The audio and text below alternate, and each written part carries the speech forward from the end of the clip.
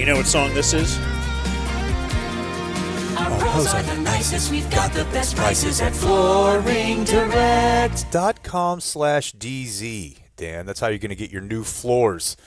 Back to school season, and they've got a deal for you. Get new floors, buy now, pay later, up to 36 months, 0 interest, financing, nothing down. You may not ever pay for these. Set yourself up a nice little death in the next 3 years. These floors are yours. Okay. Payment free. In the event you live, you won't have to pay till 2027. They will meet or beat any competitor's offer. They come to you, Dan, with only the hottest flooring styles. You get that basic old flooring style out of here. No, not shag carpet. No. They will meet or beat any competitor's offer. Did you say that? I did, yeah. Okay. Someone else shows up and they're like, we can do dirt. They'll beat that. They'll beat that. Yeah. FlooringDirect.com/DZ, 36 months, 0 interest, financing, nothing down. The phone number, 972-449-9456. Just play that jingle again. Oh, all right. Wasn't prepared to do that, but You should stay prepared to do that. FlooringDirect.com/DZ. Our pros are the nicest. We've got the best prices at Flooring Direct. This is not a random Tuesday for us. We are trying to throw the best practice in the NFL to date today. And can we do that? I don't know. We'll see. All right. That's not all the shoddy you'll hear today. Guilty as charged with the Schaudio.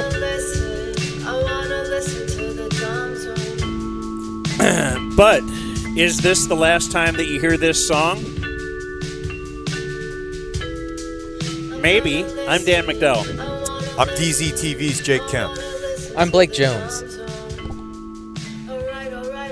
And today, we are not broadcasting from the Game Day Men's Health Studio. They got a new website, too. More on that later. GameDay.com. No, excuse me, GameDay.dumbzone.com. Not more on that later. Right this very second. Run over there, take a look at it. You'll be like, whoa. My Lord, my stars. Just fanning yourself as the tea courses through your veins. You'll be like the Southern Belle ref. Jerome Booger. I miss him. R.I.P. At the 45, it's a false start. Replayed it down. Oh, my. Oh, it's unsportsmanlike out here. We're not in our Game Day Men's Health Studio. That means we are broadcasting high atop my garage in the Dragon Den of Inequality. We have sit-ins. Oh, you know what covers the Dragon Den? Qualis Roofing. And the sit-ins are here at the behest. I don't know about the behest. They probably don't make you. They probably don't really care, but they will allow you. They got a roof from Qualis and said, hey, I'm here because of the Dumb Zone. And Qualis is like, oh, cool. We will buy you a sit-in. We will send you. You can get to go in the den. Even if it's raining, you'll be dry. Fine. Totally, yeah. And so we have David and Mike. They are brothers. It would suck. The same mother, I think. It would suck. They're Although both. One's. Oh, okay. Turn up the mic for a second if you can.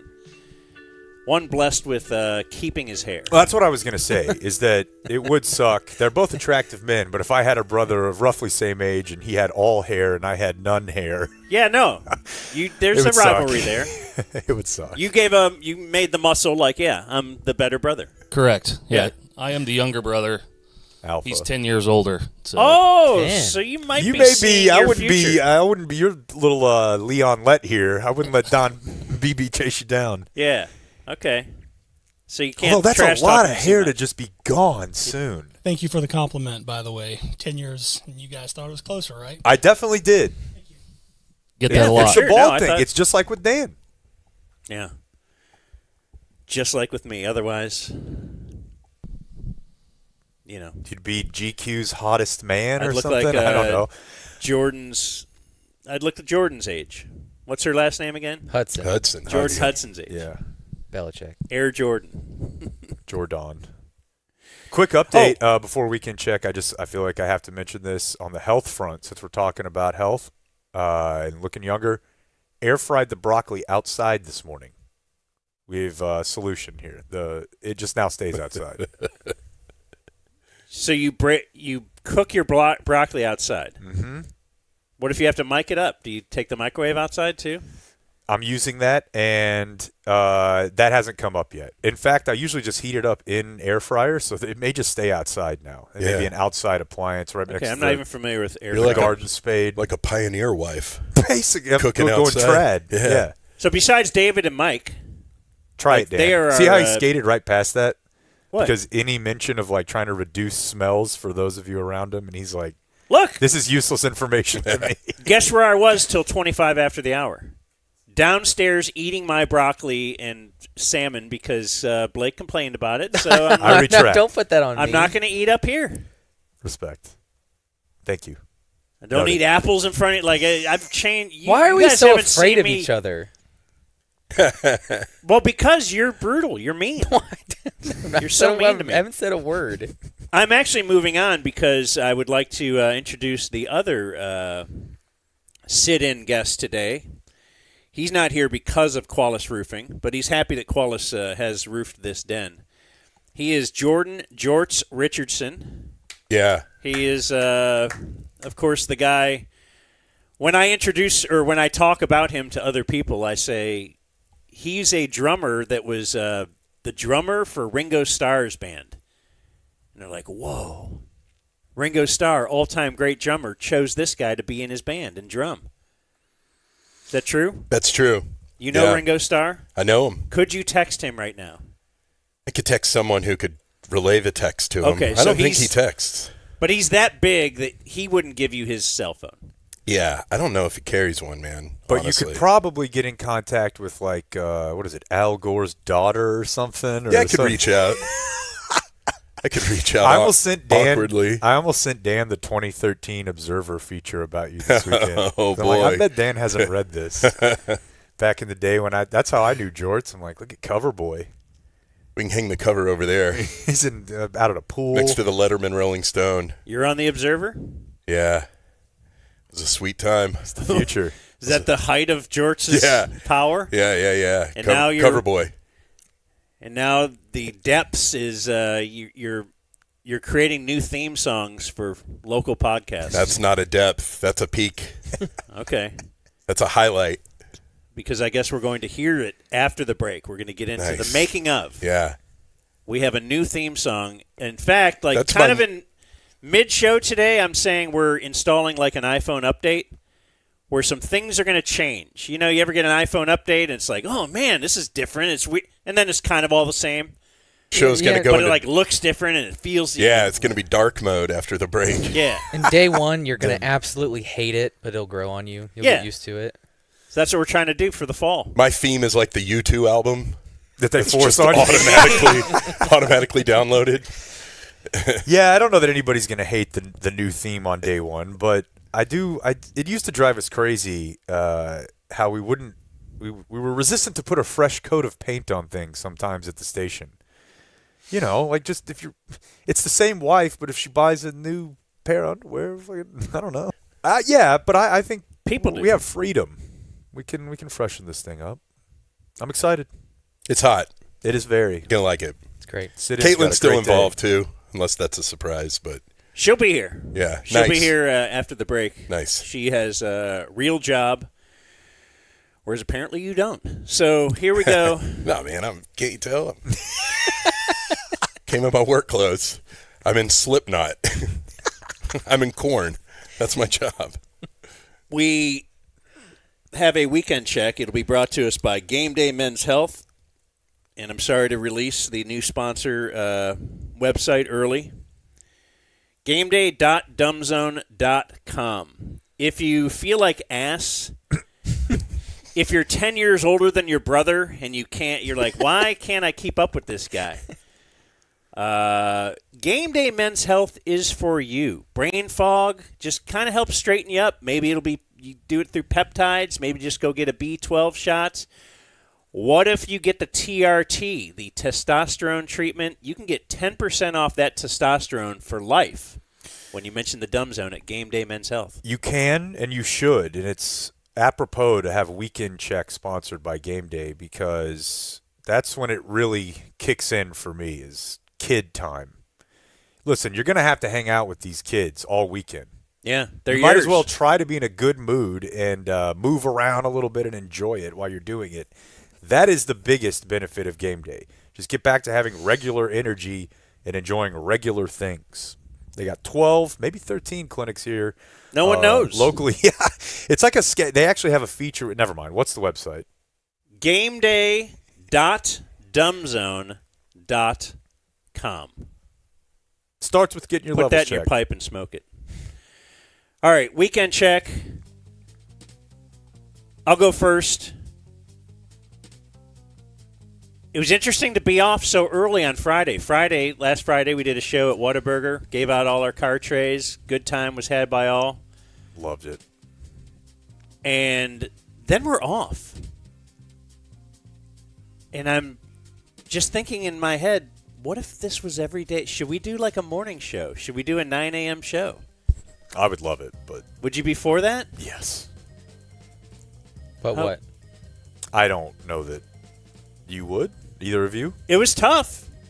But, you just adjust, right? You adjust your schedule. Do more stuff the night before than you do in the morning. And I don't know. It felt good to be off. And we still got, like, I felt like I could get more accomplished last Friday than I do generally. Because then we get done with this show. Usually it's like 2:30, 2 o'clock. I don't know. It's just a weird mindset. Yeah. That it felt like we could actually do a bunch of stuff and be productive. Maybe take a nap. I don't know. Do whatever you want. Do whatever the whole day's you want. there. You know, Clayton was banging a nap over there for sure. play 18. You could. Why stop there? I prepped. This weekend, you see, I have the new chairs were delivered last week, so I got all that ready. They're in the closet now, but we're prepped for Thursday night. Look at all the Lone Star beer in that fridge. Dude, I'm very excited for the new den to have its stream cherry. People are texting me, like people who have been in before, or like Jameson's like, hey, can I invite 2 of my brothers? And I'm like, I don't know. What if you asked me not 3 days before? Like, no, we're packed. Can I come? I was going to ask. I'm asking on the show. We are packed, but I will just tell you, you might have an obstructive view seat, but you can come. That's fair. And you won't have a mic. That's fine. I'm just going to walk around. Yeah, you can just walk around and hang out, be Jorts. Great. But no, I'm looking forward to Thursday night's game. One thing, we do have sponsors, like we have Trident for our garage door. We have Qualis for the roof. Who am I going to leave out? Community Mechanical for my HVAC. Got Window Nation for windows, Window Flooring Nation. Direct for floors, Fairlease for your vehicle. It's so great. Lucy, I when you need to chill so out. here's the sponsor I need. Yeah. I don't need a refrigerator sponsor. But we've had this fridge now for like 10 years, 12 years, whatever, however long we've lived in this house. And it's developed this problem where it has a really loud buzz if you close the left door first. Okay. So, like, if you close the right door first and then push on the right door, it'll stop the buzz. Like, I figured this out because it was buzzing really loud. I'm like, are we going to have to get rid of this fridge just because it's buzzing? Like, how do you get the buzz away? So, I don't know. I don't know if anybody else has these kind of these are little problems that we have, but, like, it's a perfectly good fridge. Everything's cold. It's big, all that. Ice maker works, the water. No, I think you just call a refrigerator repair person, but probably. They're just going to look at it and be like, what? It's just got a buzz. It's got a hum. Like, what am I going to do about it? See, and then I paid some guy, whatever, to come out here. I feel like, and maybe I'm wrong, but I feel like whether it's Jorts with music or the care that we put into this show, I like to imagine that the refrigerator guy shows up and he's like, absolutely not. This fridge cannot be running this way. We're going to get you taken care of. I want to be able to eat off this MFer. Like, clean as a whistle, no sound. Like, that he cares about the product. It's hard to find those people. Well, I mean, your other option, I would say, is probably to get a hammer and start looking around. You know what I mean? I'm serious. Just, where's the noise coming from? Start hitting. Yeah, that's See if you can get it to stop. Why am I asking you for advice? Like, you're me. You don't know anything about things. Because that's what. Yeah. Okay. I'll just. But anyway, I have at least decided that if I push the door in a certain way, it'll work. Clayton, got a weekend check? I do. Clayton, of course, was very excited about that Friday show because it was at his home away from home. Was. Whataburger. They're bright and early. Got my breakfast melt sandwich I made. You did make that. I saw a custom item show up on social media. Solid Texas toast replacement. Yeah. I need to issue a public apology. Oh, no. I have not been giving Jason's Deli the respect it deserves. There's something to this, folks. There's something to it. They have one of the best delicatessen lineups out there, and I've been sleeping on them and not giving them their due. Great sandwich this weekend. California Club toasted croissant roll. That's great. It is so great. That's the move there. That's what I go with. And then if you're feeling a little different, get a little baked potato with some Texas barbecue on it. Yeah. And I forgot about this that. is what's going to get Jake fully in on Jason's Deli. I already know that you serve your own soft serve ice cream, brother. Yeah, because everyone deserves dessert, Jorts. Everyone deserves it. That's right. But yeah, It's great for the kids. My buddy hit me up and said, "Hey man, when's the last time you had Jason's Deli?" Shout out Drew, friend of the show, friend of mine. And I started digging through the menu, and I was like, I was not aware that their game was still this good. Unfamiliar with their game. Bro, you can get a muffaletta. You can get a muffaletta. And not many people are going to give you that sandwich option up here. What is that? It's a New Orleans sandwich. It's got an olive tapenade. It's not, I'm not a fan, but you can get it. They're good. I think a lot of people, I always thought of Jason's Deli, and I'm like, that's fucking work people lunch food. Yeah. I'm just like, ugh, God. That's logo polo. For sure. But if you go in there, you see there's much more than meets the eye. You know? That croissant, for example. Avocado, bacon. Whew. Salad bar, too. Yeah, I mean, The toasts, muffins, little muffins. oh yeah, I had some Grab 'em. cornbread muffins. They're trying to regulate, though. Last time I went, I was like, can I get a mini plate? They're like, bread's for salad bar only. Ugh. So I just went and popped a couple in my mouth. Love that. Chappy. Well, thanks. Yeah. Shout out Jason's Deli. I'll go next. So last week was a busy week. I had a couple fantasy football drafts, and then it was week 1 for Argyle. Oh, yeah. I had our fantasy football draft. I'm sorry that I forgot that. The punishment for the big league this year is a Spirit flight to New Orleans and then a Greyhound bus back. Okay. So one day of kind of travel. Is anybody else meeting them there? Are we just bagging on Spirit there? What, is Spirit bad? Fuck, dude. You don't want that. They're I not don't want gonna. Spirit? They're not going to sponsor us. Yeah, Spirit sucks. Okay. Actually, they're definitely the most likely airline to sponsor us as a low budget. Well, if you want luxury travel, they're going to be experiencing that to New Orleans and then a Greyhound bus back. Is everyone meeting them there like last time? No, he's just flying out, coming back.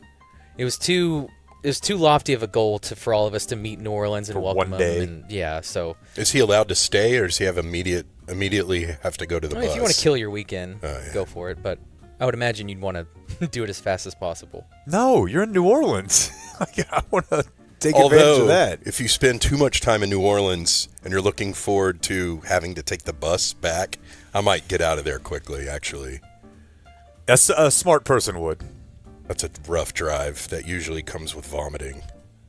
The guy experience. that lost, that went to New Orleans and back on the Greyhound a couple years ago, was retelling the stories, and I'd forgotten how nuts it was, where he had paid for a premium seat with Wi-Fi and all that kind of stuff. He gets on the bus and he looks over, and there's a guy slumped over with a hoodie on in his seat.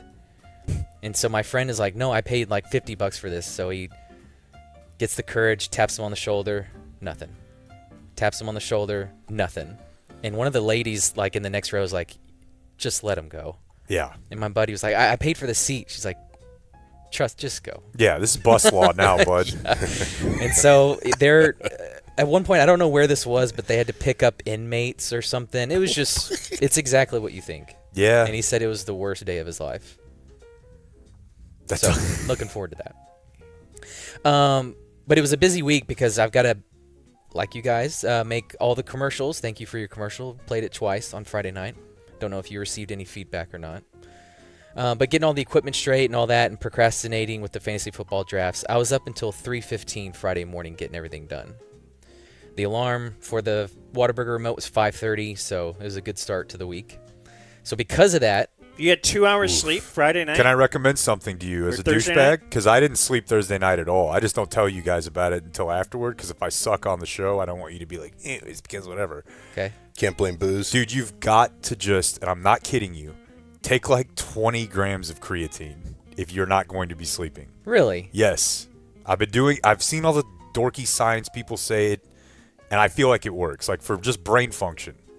If you can't sleep, just hammer it. It's not like going to keep you up. It's not caffeine, but it's just good for your cognitive function.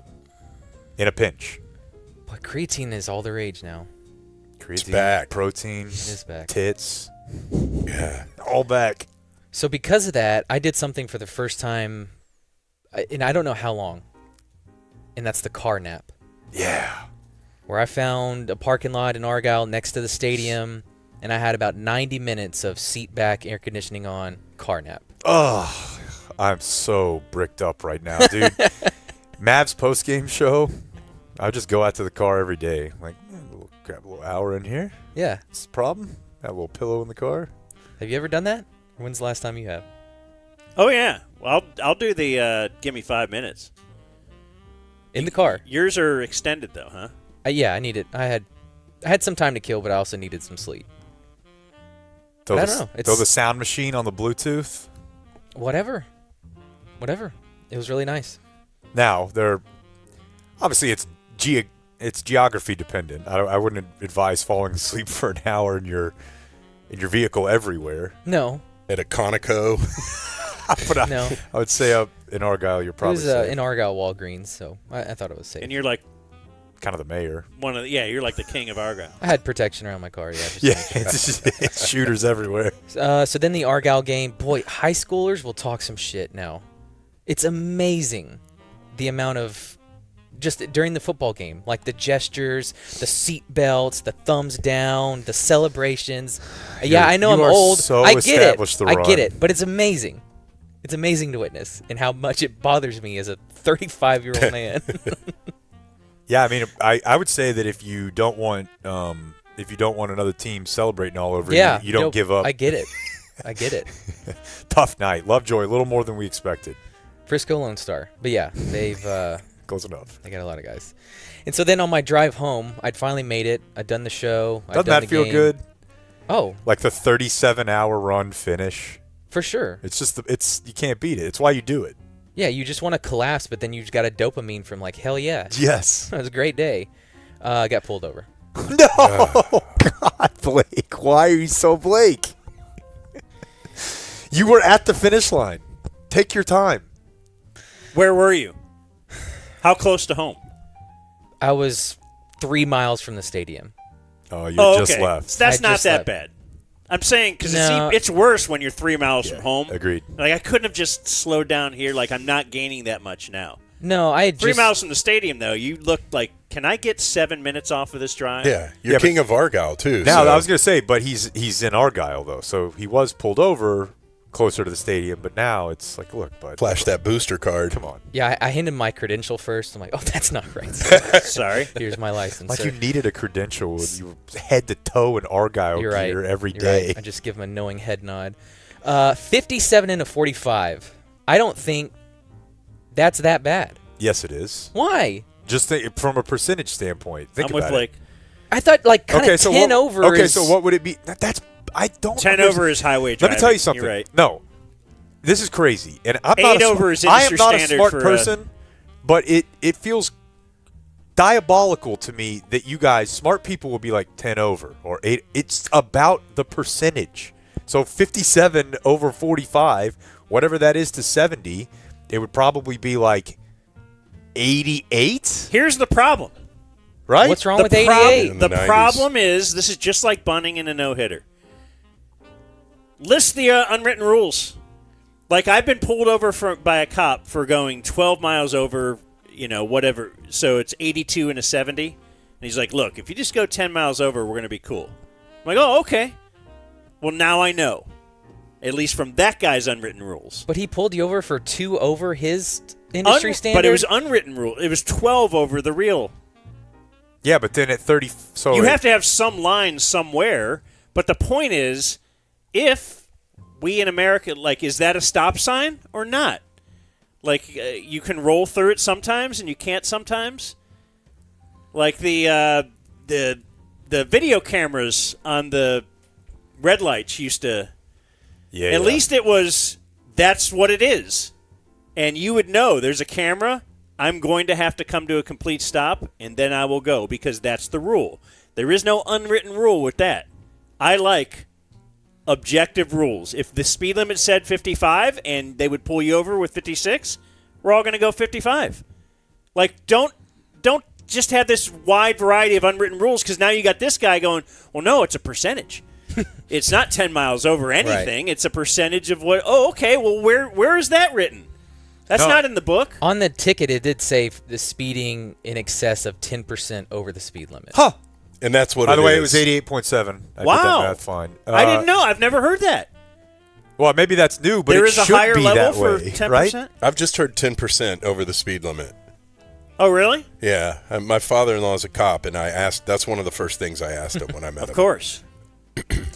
So he pulls me over, and I'm like, really, dude? Okay, it's 11:15 at night. There was no one on the road around me. There are people drunk driving everywhere. But, yeah, get me in my little blue car for going 12 miles over. Jeez, man. I'm with them. So, I'm yeah, with Blake. to protect and serve against 57 in a 45. Nice job. So he walks up. Dude, your license, you know how fast you're going? No, I don't. I was on an empty road by myself.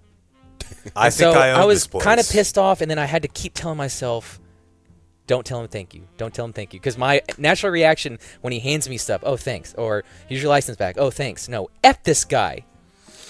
How'd that work? No, I'm not good.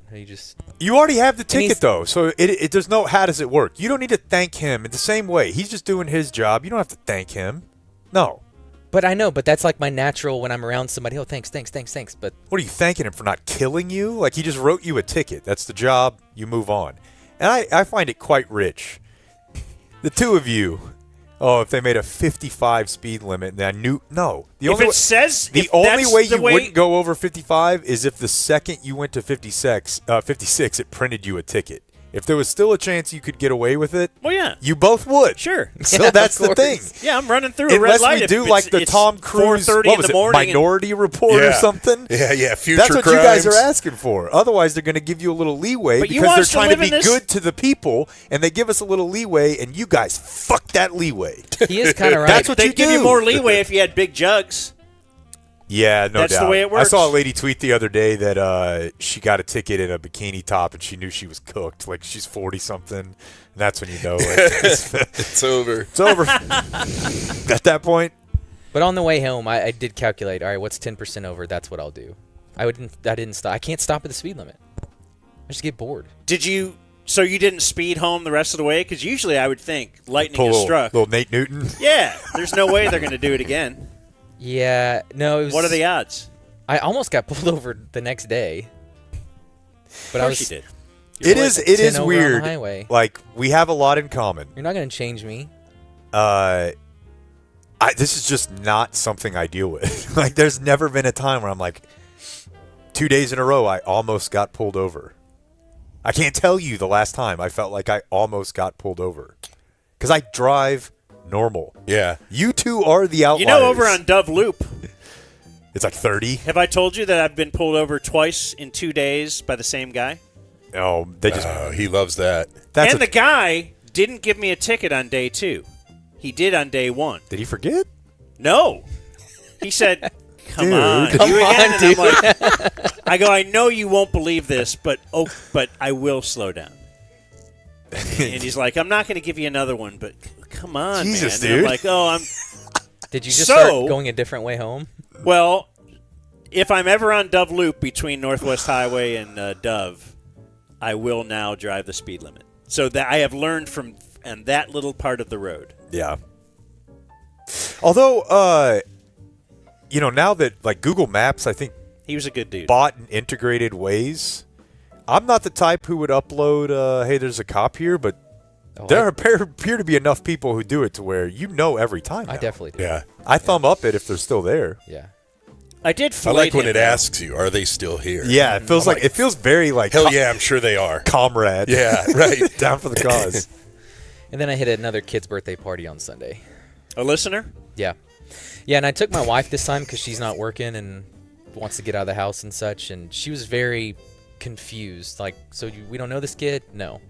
I know the dad. And did you bring And- baby? And do you even know the Yeah. dad? You brought Benny? Yeah. How well do you know who was the dad? You want to shout him out?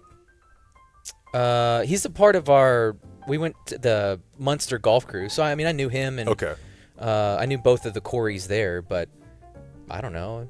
I've only talked once. Look, how's the cake? Nice haul. I mean, pizza was great, and Brooks had a great time on the bounce house water slide. That's all that mattered. But she Dude, was, this kid's life rules. Like, this is what he thinks it's every weekend. I was approached by a couple of the moms, and they were like, "Don't you think this is kind of weird?" I'm like, no. Look how much fun my kid's having. Yeah, do you not I love just ate- yours I like just mine? ate your pizza. Because what I do is I Yeah. try to get my kid having a good time. Is that something you want me to stop me Right. from Yeah. doing? Feels good to stand up to a couple moms, too. Dude. That you Nothing don't know. better. Hey, let me slide in a little Qualis love real quick. David, grab that mic. Qualis Roofing. So what was the deal? Why did you call Qualis? So my guy Travis Christie over at Qualis Roofing, good buddy of mine, coaches flag football with me, and needed a roof. Had Travis come over, jump up, said, "Hey, yeah, you need a new roof," and then there you go. He jumped on the roof. I think he flew a drone. That's sick. Oh, yeah. Do they really drone the roofs now? Oh, for sure. Oh, wow. Okay. Top flight, Qualis buddy. Roofing. Yeah. We've got drones. Yeah, but they're great, man. They help me. I wasn't even sure. I just got the free inspection because they're like, that's what we do. You should get your roof inspected. Like, they say twice a year. I think that's kind of insane, but that's what they say. How about just start I with had, like, once at all? Yeah, I have Yeah. never done that. Just, Yeah. I'll just go get a free inspection. So get an inspection. They're like, you got a lot of hail damage up there over the years. I'll bet you insurance would cover this. Why don't we take care of that for you? They did. They called the insurance company. They dealt with it. All I paid was the deductible. We got a brand new roof. What is that website over there? QualisGC.com. That's the CTA. Call to action for those not in the biz. 817-500-9008. They have drones. That's right. And you could be like David and bring your brother to the den if indeed you get a roof. If you just get that free inspection, they give you a Dumb Zone T-shirt too. So I'll wrap us up here. love you, Qualis. We'll do the juvenile thing, Clayton. You don't have to play it right now, but so Saturday night I went to a concert with my wife. The backstory here is I don't go to that many shows anymore, but I feel like the ones I'm going to go to, I'll make it count. And so a year and a half ago, Machine, Mike Marshall, and I, who will be on tomorrow's show with Fantasy Football Advice, we flew to Atlanta to the Symphony to see Young Jeezy, an Atlanta rapper, play all of his first album with an orchestra. And it was one of the most incredible experiences I've ever had in my life from a cultural standpoint. That album is like made with strings, so it was perfect. It was an anniversary of the album. It was great. It was in Atlanta. Come on. That wasn't the Young Gravy one? It's still not. So then I saw a couple of months ago Juvenile, who is one of my favorite rappers from like middle school, and I've continued to listen to Juvenile until my adult years, and he was going on tour with Manny Fresh, who is a DJ who has made like all of the production of my life, basically, hip-hop wise. And they were going to tour together because they had done this Tiny Desk, the NPR Tiny Desk, and it was awesome. And everyone was like, really, really fired up for this, and I think Juvenile was like, hey, man, I'm actually a lot more popular than I realized. Let's take this thing on tour. Not everyone who has a successful Tiny Desk needs to go on a 50-date tour on the strength of that. So here's what I would tell you. Had a great time. It was a lot of fun. Did you get a tux? I did. From Adam Deere. Oh, yeah. The Private Eye's son from the ranch. He met me. Oh, okay. I saw you on Twitter asking for a tux. And here's where it gets weird. So when I went to the Jeezy show, let's just be candid here. It was like 1% white people. There was probably 10 white people there, Machine and I being 2 of them. And in the so people are already like gonna look at you. And in the when you bought the ticket, it said black tie dress code strongly suggested or something. It didn't say required. So I wore a suit, a black suit with a tie, same as him. We wore sneakers. It didn't look out of place. Now, we were underdressed a little bit, but that's not because we weren't black tie. It's because we were not black. Okay? It's because we were around people who were doing it up and like dressed really, really well. Now, this one said black tie required. Black tie formal wear required. And then it had like this long thing about like, this is a celebration of the 99 and the 2000. If this doesn't mean something to you, you shouldn't be here. Yeah. Like, this is celebrating the pinnacle of this generation of hip-hop, New Orleans hip-hop, Southern hip-hop. This is a night of like celebration. Don't bother if you're not in like on that. It was intimidating. So I was like, I got to do it then. Like, I have to get a tux. So I did. Definitely did not need a tux. Like, What they said required? I know, but like, it's one of those things where I feel like because I'm the racial outlier, I feel like I have to follow the rules. But no one else did. So is this just because it's Dallas? It was at the Windspear. Okay? So in my mind, that's like orchestra. It's not. Where's Windspear? It's next to like where the orchestra is. Well, It's very nice in there. Where? It's super. It's downtown. It's all that AT&T Plaza downtown. So I thought when I bought these tickets, I was going to see Juvenile with an orchestra. I was not. Oh. It was black tie required. It was at the Windspear, but there was no strings to be found. Oh. And so what you get then is, first of all, it started at 8, and there's a long lead up to Juvenile and Manny Fresh, which included a guy with an electric violin. But Juvenile Blake. didn't get on at 8. Juvenile came on at 11:15. Maybe 11. And this was What a beating. particularly a beating I'm because there to see him, all and I night- got to see all these other people. and all night they're like, all right, let's get a check on the crowd. Like, who in here's 25-30? And some murmurs and like, boo. How about 30-35? How about 35-40? How about motherfuckers who 40 and up? So it's like, you know your crowd. Why are we sitting here? Why are we doing this? We had an hour of like a stomp group, like a step group with like a choir and like a fucking like a gospel choir came on after. And now here's Cedric the Entertainer with a sassy violin. No, the violin guy was just a big boy who was. And then Juvenile came out and he did 45. First, Manny Fresh came out. It said featuring a DJ set from Manny Fresh. Here's what Manny Fresh did. He wore a tuxedo. He pressed play on a series of 20 Manny Fresh songs, and he stood there. And then when it was Juvie's turn, instead of sticking around and doing the songs he's on with Juvenile, he fucking left. Manny's gone. So now it's just Juvie up here. And I don't know if this makes sense to you or not, Jorts, but when I go see live band hip-hop, and it's not done the way that like the Jeezy one was, it just feels like you're at church. Yeah. The drums, That makes the guitar, sense. it's just like being at like a big, I felt like I was at Fellowship. Yeah. In Grapevine. Like the guitars. It's the same kind of players, and they're playing the gospel chop kind of like where they'll play the arrangement of the tune, but at the end it's like bum, bum, bum, bum, bum, bum, that. You know, like all the little chord substitutions. So now it doesn't sound like the record, and it doesn't sound cooler than the record. Either one of them. And it was 3 hours and 50 minutes long. At least it wasn't just the rap shows where it's just the rapper with an open mic kind of screaming over the album track. I won't go to those. Yeah. I won't go to saw those. Playboy Cardi before the weekend, and it was rough. That's how most shows are. Yeah. Rap shows are, and that's why I stopped going. But live band, you have a chance. This one, it just didn't work. But I will tell you this, though. Just from, again, being candidly racially here, again, this is probably 5% white crowd. You're just not going to have a better time than a theater full of mostly black people listening to R&B and singing. It was so much fun, dude. Yeah. Here's Project, bitch.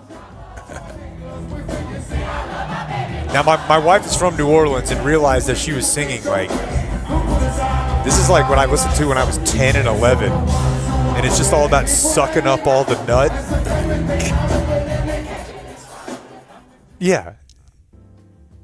New Orleans people are different. You do Ha remix? He did Ha multiple times. Yeah. He did. He did. A shout out to Juvenile and the Wind Spear and being the lone white. Did you want to take part in Weekend Check?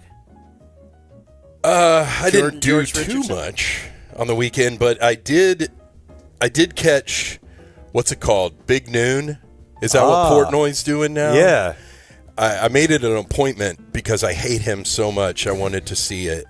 And the larger, cultural feeling around that is, we live in such a lame time that, dudes like that are thought leaders. These dudes who look like they have, anemia or might be male porn stars gross, they have weird moles they should get removed, are just the dudes now that are cool with their suit and their sneakers and used to be like John Wayne. Yeah. And I think a new type of Roseanne is a Portnoy. Mark Zuckerberg, Total. Nerds in charge. Yeah. I hate this shit. It's just driving me crazy. Peter Thiel might be one. Yeah. And so I checked in on that, and it was gross. And they all those dudes are either from Michigan or Ohio to me in my brain. So Did they let him in? No, Okay. Not into the game. But I saw they had an intro. They're playing the Michigan fight song, he's a wrestler, and he's coming out, and Ohio State fans are booing, Right. trying to give him high fives, and he's doing FUs, and it's more than they did for McAfee, and McAfee has real juice. Yeah. And it's weird too because I don't know how much not to hijack your weekend check like I do everyone else's. He ain't McAfee. McAfee was a player. McAfee was in those locker rooms. McAfee was getting suspended by the league. He's a total badass, whether you think he's a douche or not. Right. This There's is a just big difference. Yeah. Let's just get a guy who bets who's had a couple DUIs to be a host.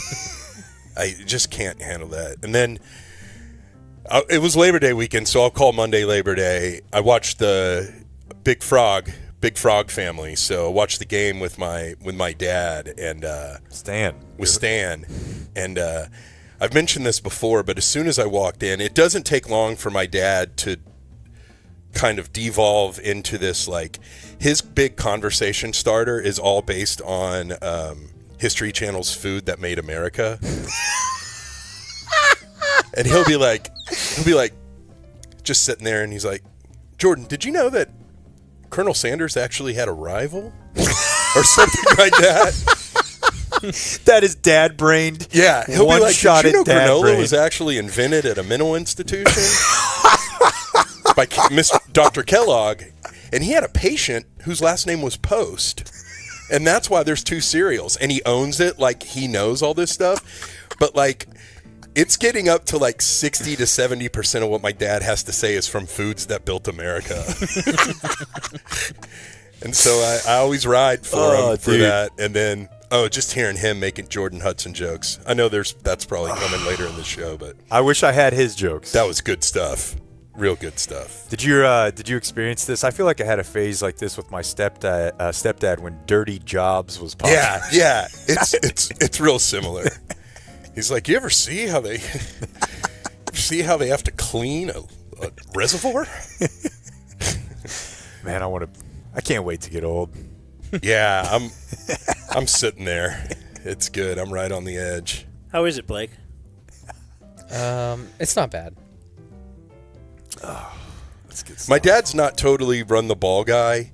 He's definitely kind of like a woke, cool dad to a point, and then it drops off very quickly. You know, something about being in your late 70s where like you're legally required to just like talk about the Clintons. Whether or not it's how you keep getting your Social Security. Yeah. You have to Like, they got a Dad, you quite made the body most list. you ever made in 1996. Why do you hate this a guy bitch. so much? But yeah, You look up what The happened to wife Vince is. Foster. yeah, exactly. I remember going to my grandma's one time, and my dad was like, "Come back here." We used to like have Tuesday night dinners over there, and he yelled at me from a back bedroom where there was the VCR, and I went back there, and he's watching like someone's bootlegged VHS about Whitewater scandal that someone at work gave him. Like it's like watching the 9/11 like homemade documentaries that we all watched, and he's just like, "This is interesting." Yes, it is, Dad. Yeah, so that was my weekend. Sorry. Have you ever heard of txtrident.com? That is our garage door place, Trident Garage Doors. Actually, it's like Trident Access Services, right? They do more than just garage doors. They do gates. Accesses. I don't know what that. Yeah. Oh, yeah. You can access. That's how you get in. Mm-hmm. Oh, okay. Cool. I never It's knew. all coming together. Why are they called that? But This Texas part's going to blow your effing mind. txtrident.com. Where are they located? Right here. Wow. Right here. Yeah. So veteran-owned company, garage doors, entry gates. That can change the whole look of your house for sure. You get a new garage door. Maybe how about put some windows in that bad boy? Whew, don't let them get hot. Yeah. 817-512, a Texas area code.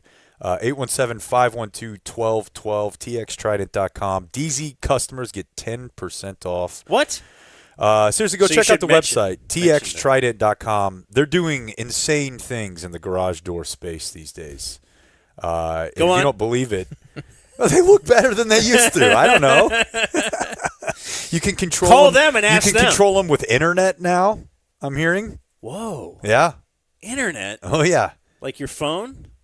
Unbelievable. Only a veteran-owned company, like Trident Access Services, can help you with that. Access. You get in. Mm-hmm. That's what that means.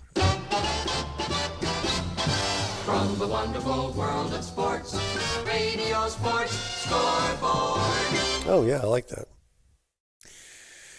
Okay, so a couple of big things over the weekend. One is just Micah fallout, because the Micah trade just happened. And in this world, doesn't it feel like we move on so quickly from everything? But really, there's articles, there's a lot of, Micah stuff. This is a weird thing for ESPN because it's like a real Cowboys story. Usually you can manufacture some stuff for the A block or whatever they say on all the shows. But this is like actually the biggest trade in the NFL in like a decade, if not more. And it's the Cowboys.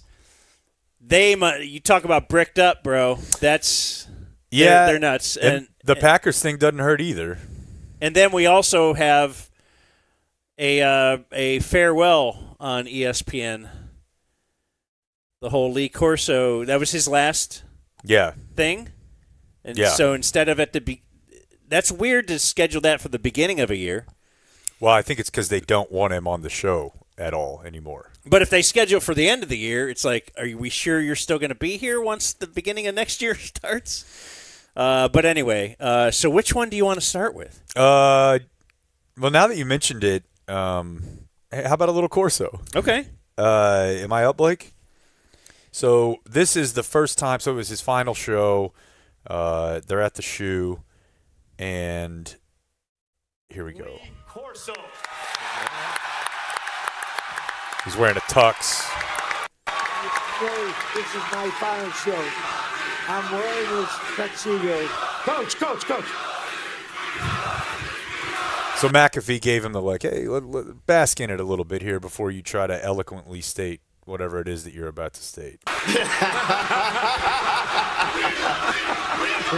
For my final show, I'm wearing this tuxedo as a way to go out in style. Nice. With gratitude in my heart and deep thanks to everyone who's been a part of the journey. Well, it looks great. Thank you. You were fantastic. You walked Okay. in that tux this You know, obviously it's his last show. What was he wearing? A tux. All right. Yeah. So it's like you. A little bit shaky, but nothing wrong with that. You know, hey, I'm walking gratitude. Thank you guys. But, you know, there was 3 hours of show left, and we had a lot of games to talk about. Here's just a sample. Was he on for the whole show? He hasn't been on for the whole show in years. But he was If you Saturday? No. Oh, all right. He's on at the beginning, and he's on at the end. Okay. But there's a lot of non-Corso time in there, especially since they've added McAfee, they've added Saban. He's a puppet. They need a camera on him for what he's doing for those 2 hours in between. Would be all over that. Car nap. Yeah, he's not awake. He's not awake all 3 hours. But they did have to get him back out there for analysis of the big game, UT, Ohio State. And I think, guys, one last thing I'll say to you coaches, talking a lot about Texas and a lot about Arch Manning. Remember, there's not just Arch Manning. Yeah. He's got some new receivers. He's got some new offensive linemen. This environment, they've got to help him settle in where he doesn't feel like he has to do everything, because this Ohio State defense has a lot of new faces, but they've recruited well, and they will bring the heat when they can against Arch Manning. Okay, so they really set it up for him here, Coach. You've had a lot of time to think about what's next. Arch Manning era begins with lofty expectations. Yes. And some unrealistic expectations. 12 of the last 15 quarterbacks have won the Heisman. 12 of the last 15. Wow. And this is the first time in history. Wait a second. I can't follow. Sorry, are there some statistics that he's? No, you're not an analytics guy, I think. But I'm not following him. But you have. Said that. Was it Kirk next to him or what? Or Herbie? Yeah, it was Kirk. Saying, "Wow, Wow. Oh, you're gonna get full okay, Grandpa. because they're all just like." With lofty expectations. Yes. And some unrealistic expectations. 12 of the last 15 quarterbacks have won the Heisman. 12 of the last From where? 15. Who knows? And this is the first time in history that Texas is number one in the Coaches Bowl. First time ever. I had no idea. I'd like to see, if possible, patience. Patience is the key. If possible. To your point, Lee, the number one. Which was? I'm going to take out of that slow down. Let's not anoint him just yet. That's what I'm evaluating that. Patience. Yeah. No, if he had just But said I that. didn't understand anything else that he 12 had said. out of the But- last 15 Yeah. quarterbacks have won. He was building him up for Heisman. Texas is the number one in the poll.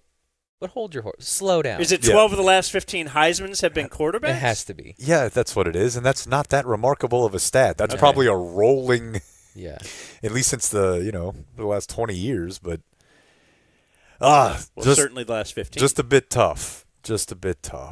Yeah. And then there was that carried over to last night. We had, as Jordan said, the Jordan Hudson game, TCU North Carolina, which Kirk was on the call for that. And TCU scores, or excuse me, UNC scores in their first drive, and then not again. And so wasn't the big meme online? Did you see when the score was 41-7? Yeah. That I was curious as to why people took that. Like, why do it then? Like, that's much smaller than their actual age discrepancy, right? because their age discrepancy is 50 years, right?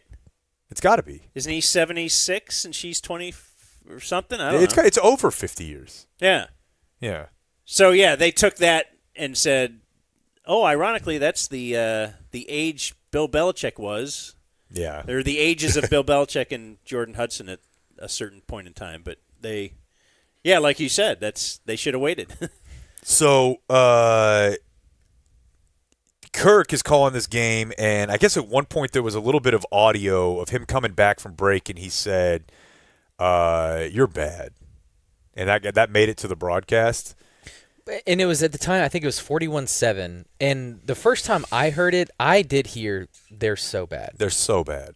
Okay. It's just a quick comeback from break, but if you listen to it enough times, it's clear. Yeah. Now, several meme accounts or sports meme accounts, like Pardon My Take, the podcast, their account tweeted it out, and Herbie did not like that.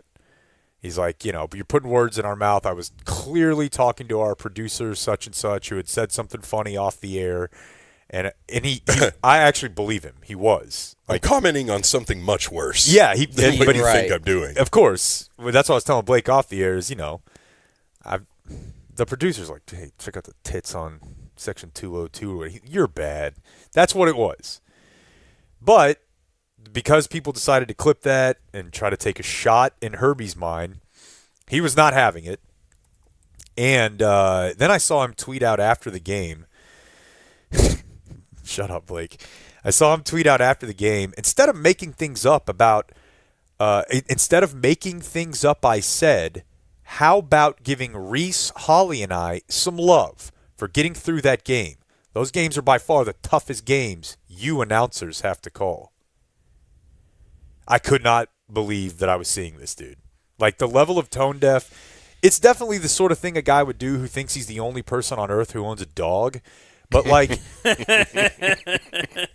imagine this. He wants you to thank him and tell him he did a great job because he was able to suffer through calling a Power 5 game on Labor Day as part of his $10 million a year compensation package, where he probably was flown private there, both ways, probably had sushi at some point. And my God, dude, you had to call the whole game? The whole game. As a neutral party. What are you? Basically, yeah. What do you think North Carolina radio sounded like? It's just one of the toughest things I have to do in this job. Maybe you don't get it. I don't know.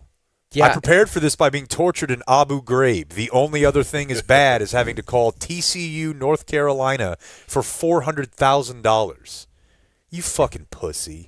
And you didn't even have to do the whole game. You put your headset on your dog in the fourth quarter. What are you doing? I don't care about the dog, but what are you complaining It's not to even the internet dog. for? I can't look. I had a rough weekend on social media, I'll admit. But I can't get over people who do this job at such a high level and make all this money being this concerned about what the internet says about them. I don't get it. You've won. You've won. We all have to look at your dog, who sucks. But we have to do it because you won. How is he getting Hey, away why with don't you this? thank me? How is he getting away with this dog thing too? The other dog died, and now all of a sudden, like, I'm going to guess this is a young dog, and now we're going to have to see this dog for like a decade plus. Oh, Yeah. and don't worry. If it's less, there'll be another one. Because Kirk Herbstreit is awesome at his job. I should say that. The college one. Yeah. He'll be around for a while. There'll be another dog. Hopefully that whole time there's an internet to be nice to him when he has to do charitable work like calling TCU North Carolina. But does this change so when my wife dies, can I bring my new 24-year-old wife like right out in the public right away? Because, like, what are we doing with this dog thing? Yeah, and I'm pretty sure he had the dog in waiting too, so that's like another. Yeah, of you course just he did. have one around. They look exactly alike. But I think he's messed up because the last dog, Ben, rest in power, by all accordance was kind of a good dog. Like, he could walk around, he'd stay on the sideline, what have you. Peter's a little shithead. Yeah. That's why I'm His kind name's of. Peter. Yeah. Ben was Of the course. dog. Like, that's it. You get one Good dog dog. You name. can't Yeah. just keep rotating in. Now he's the guy with a dog. It's just a dog now. What if he brings up a furry next time?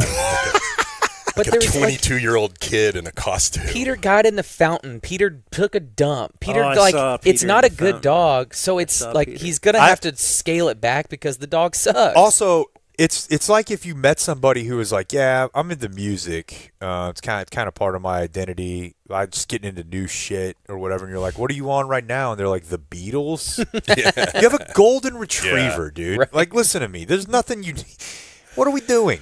How did you get to Celebrating- be dog guy? Did you get him at the shelter? Oh no, I probably paid $10,000 for it. This one's a clone. We're It's a clone of the celebrating dead one. the most basic things in society and culture right now. Like the 1960s had Steve McQueen. Now we have Dave Portnoy and a white guy with a golden retriever. So lame. I just don't like bitching about people being mean to you on the internet while you're heavily compensated. heavily compensated. And then Micah got traded. Yeah, then Micah got traded. Can I say one thing about that? Is just we didn't move on from Luka immediately because that was truly different. This is like the more I thought about it, a guy saying I don't want to be here, trade me, getting traded.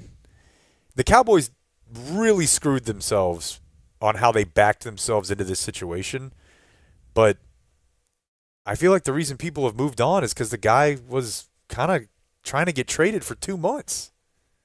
Yeah, no, it's way, way different. Yeah, There's really as no far as Luka, like how we move on. no Luka comparison, except for they were kind of the best player on their respective teams, and they're both 26 years old, and we thought we'd watch them for another 10 years. Yeah, that's my comparison. Yeah, that was the first thing I heard. Oh, it was just like Luka, except Jerry had a press conference the very next day. I was like, well, at least he's willing to do that. Yeah, Jerry's not hiding. Jerry's not at a Twin Peaks. What? Okay, so I guess I hold on. I want to get into that. Okay. First, Community Mechanical, our HVAC company, great dudes. You a little hot? Let's see here. Let me go to my app, and I'll turn down the air conditioning because they came over and they set me up with a nice little app where you can just control this from your phone. Internet! Anyway, but they're our HVAC company. They also will offer the sit-in if you end up getting a new system from them. But what they offer is preventative maintenance. They're hurting themselves because they will come out to your house like they did with Brandon Aubrey's house. And like another company might say, hey, you need a whole new system. Call Community Mechanical. Just double-check it. And Community Mechanical came out and were like, yeah, this part is $100, and that's all you have to pay. And saves you thousands and thousands of dollars. They found a thing that was disconnected in my attic that they say was spewing carbon monoxide into the attic. And apparently, that's bad. So check out Community Mechanical, folks. They're great. CommunityDFW.com, 469-667-7290. Call or text. Travis will get back to you personally. They installed what is known as a mini split out at my house, but basically it means I have AC in the garage. Dream big. Whoa. With Community Mechanical at CommunityDFW.com. 4669. You know, this one's not. You don't like this one? 7219. Just looking. HVAC for me. HVAC for you. So, yeah. Yeah, the Micah thing. It's nowhere near the Luka thing. It's very interesting. Oh, let's follow up, though. It's kind of a today in Twitter, but Jake blew up on Twitter. Did you get your I blew up on Twitter check? They use your video for... Not yet. And maybe we talk about this at more length later in the week. I don't know. But a guy who listens to this show DM'd me, and he had this video. And he's like, hey, this was in my group chat. See if I can find the original, because I ended up talking to the guy quite a few times. Let's see here. A friend sent me this. His buds ran into Nico in Lubbock. That was the beginning of it. Then I said, can this be posted? He checked. He said yes. They had sent it to a couple of other people, but this is just that I was very early, and I just happened to be the one who posted it. The guy sent it to me, and that's it. Guy getting in Nico's face. Yeah. It's a guy, you really need the visual, but Nico's eating at a restaurant with an open window. We now know that this is actually a Twin Peaks in Addison. It's a leg of the story we do need to get into. But it wasn't in Lubbock. But these guys are like tech frat guys. And they're like, hey, Nico, is that you? Obviously recognizing it's him. Nico leans over and the guy says, hey, we still fucking hate you. And Nico says, I hate you too. And that's it. I didn't hear that. So I posted it, and about an hour later, a guy hit me back, and he's like really worried. And he's like, actually, it wasn't in Lubbock, dude. These are tech guys, but it was at Twin Peaks in Addison. Like he was deep, like I'm, Bob Woodward or something over there. I was like, dude, I don't care. I'll correct it. But so I did, and then, it blew up. I know if Dallas, Texas TV gets it, it's big. Yeah, they might have even sent it to them, and then I just posted it first. But it was way big. I mean, it's like on the NBA Cintel accounts and stuff. And here's what was weird about it. All these massive aggregators, they were reposting it But they would tag me every time, like to thank me, like the hat tip. And I'm like, I do not care. It's not me. It's not even my video. But what that does, at last check, it had over 2 million views. That's imps. That is imps. Those are big imps. It flings you into a part of the internet that you are not familiar with because it's all over the world now. People are arguing in different languages. And it was funny because I would go away from my phone for like 2 hours. I think when we were at Great Wolf Lodge yesterday, and I would come back and there would be like racial battles that have nothing to do with Luca or Nico or Twin Peaks. Like, you effing Jay, I knew it. I looked you up. And then some other guy's like, yeah, that's why Arabs can't assimilate. And I'm like, what is going on? Oh, my God. It's insane. And then also, I've come to find out that at least online, black basketball fans who are not Mavericks fans actually don't see the problem with this trade, apparently, based on the informal poll I took. It was a lot of like, this is racist. Like, hating on Nico is racist. And if somebody came up to me like that, I would have killed them or stomped them out or something. And, you know, I don't know. I guess it is kind of a larger conversation about what is okay, you know, when it comes to expressing your anger or frustration with people. Number one, people were saying this is not okay, and then they were saying you're a bad guy because they were thinking it was you. Yeah, and that didn't bother me as much as, like, everybody thought I was fat, and I'm not anymore. And I had to delete so many tweets, dude. I was, like, replying to people with 7 followers in, like, Oslo and being like, I'm not fat. That's not me. This guy may be cool, but it's not me. And then the other thing, some of the Nico defenders or light defenders were saying, hey, that's not right to do that while he is at dinner with his daughter. So I don't know if these sleuths actually determined it was his daughter or just some lady. But I have had it confirmed to me by people that I think would know that it was his daughter. Okay, now I got this question. It's a natural one. You had a night to go to dinner with your daughter. And you thought, where should we go? Cold beer, 29 degrees on draft. And you went to Twin Peaks. You went to... You ever had those sliders, bro? I mean, look, as a sports bar... I'm pro Twin Peaks existing and all that. Sure. But... It's really weird, It might be the strip club last place I go with my daughter, but maybe, you know, it's a similar... Yeah. Yeah, you're in Addison. We're like, oh, there was no other. Yeah. Right. They have a place called Restaurant Row. You make millions of dollars a year. I don't know what, but there are way higher end. Just go to a steakhouse. Go wherever. And to sit in the window. Yeah. Is wild. That's kind of look like you're asking for it to an extent. Like you're sitting by the front door at the open window. To me, that's a part of it nobody was talking about. Twin Peaks in Addison. That to me is almost like I hope people see me. That's the first seat you see when you walk by. But a lot of questions. I mean, wife is weird. Wife would be weird if we found out. Wife, girlfriend. You're like, me and my wife just go to Twin Peaks. Daughter, way weirder though. I want to be clear. Way, way weirder. Don't have a good answer. Probably the weirdest part of the video. Yeah, that's right. Let's focus on that, not on what the guy said to him. Anyway. Yeah. That is. It was a wild couple days on the internet. The dude who used to intern for us at the Fan body bagged me on Twitter. And that was a tough one. I had a rough weekend. So what was that?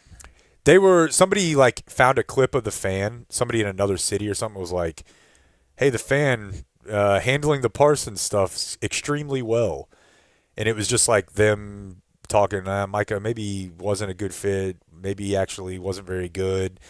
And then the guy who used to be our intern, Zach, so I should stop here and point out he has, and a lot of these guys over there have this, because I like their morning show. Like we've played stuff on. I thought they were great with Jerry last year, but a lot of people have a thing So try to talk and eat your ear at the same time. I call it ear eating, right?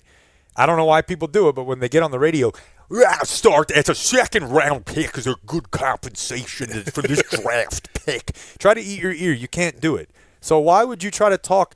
Well, yeah, actually, I think that if you talk to Brian Broaddus about this, he's very high on the player. And it's not just him. A lot of people in radio do it. I don't know why. They must teach ear eating. So he's like, most overrated player in Cowboys history. And he kind of like laughed afterwards. So I guess it was a joke. But it didn't seem, I don't know, funny, whatever. So I feel like as a neutral observer here, which is what I am, that is the difference one of the differences between the ticket and the fan to me. There's not a whole lot of like bombastic, see if I can go viral shit at the ticket. It never has been. But the fan, that's like been their bit for a long time. So then it's weird to me to be like, no, it's not our bit, when I feel like it's kind of the thing that they do, and it works for the people it works on. But then he was like, hey, I was your intern. Not cool. But hey, I guess if this is your opinion, have another drink on me. I was like, God damn, dude. Was he doing that intentionally? Does he know you're... Oh, yeah, of course. Oh, okay. Come on. Oh, I didn't know. Well, if he didn't apologize afterward when everyone was like, Jesus Christ, dude. Okay. He fucking body bag, zip, rolled me off into the East River. Is that off limits? Are we not allowed to? I mean, I didn't reply afterward. Or maybe I did, but I don't know. I felt like he won that one. Then it was straight back to baseball opinions. Like yeah, dude, I was like, damn, I can't. Listen, I think you talk kind of funny, but I have a real problem that almost cost me my family.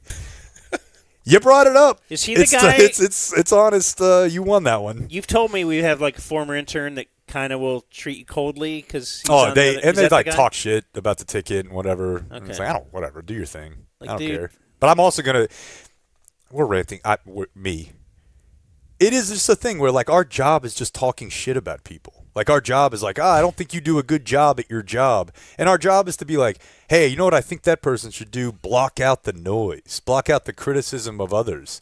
But for some reason, when it happens in industry, it really bothers people. Let me roll through some shoddy Micah audio. Let's have it be brought to us by fairlease.org. That is the place where... Actually, my mom is in Cleveland, so she was complaining to me that my brother is borrowing her car because he totaled his car. Aww. And she's like, so no way. He works 5 days, so he hasn't. I told him he's got to take those 2 days off and just go looking for cars. I go, man, if he had fairlease.org, I was just telling my mom that, you go online now. You can buy cars online. They don't even have a place to go. You just go online. They deliver cars to you.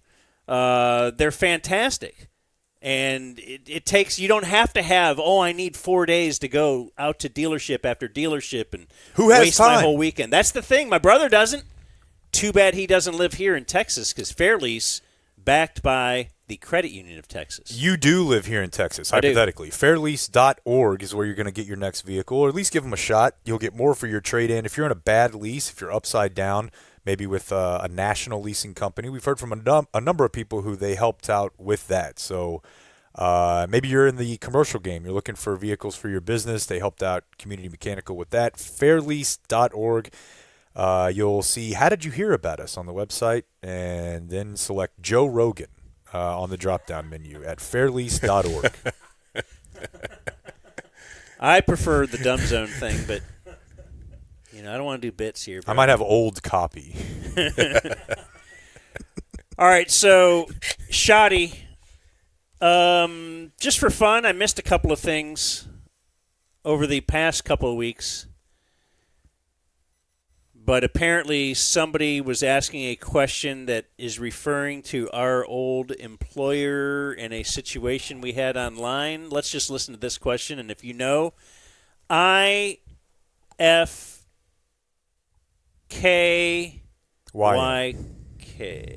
I thought, I definitely got more comfortable with some of the ways that we communicate on game day. Listen. What have you learned about how you have to moderate between your responsibilities as the offensive coach and play caller, and B, the defense and everything on that side of the ball as well? Well, I think that's the job of the head coach, and I think Did you catch that? Play it again. Moderate. Okay. B. That's very slick inside. Son of a B. What about this? I didn't play it again. I thought, I definitely got more comfortable with some of the ways that we communicate on game day. What have you learned about how you have to moderate between your responsibilities as an offensive coach and play caller, and B, It's excellent, and it's a good question. And it's a good question. It's also a great question. This is a good question, too. Enjoy this one. This is just a bonus coverage. I feel like massage. Like just the world is on a stage here. Just like directing and pulling strings. Listen to this. It's obvious of the Athletic. Ryan, you talked about the conversations with players. What have your conversations been like with Matt Eberflus, where, would he like to have a talented player like Micah? I'm sure he would, but, just going and having a player like Kenny then and plugging him in and just how he goes about scheming. So he asked the question and answered. within the question. Would he like to have a player like Micah Parsons? I'm sure he would. Which, of course, even during the post-Micah press conference, did Schaudio do it?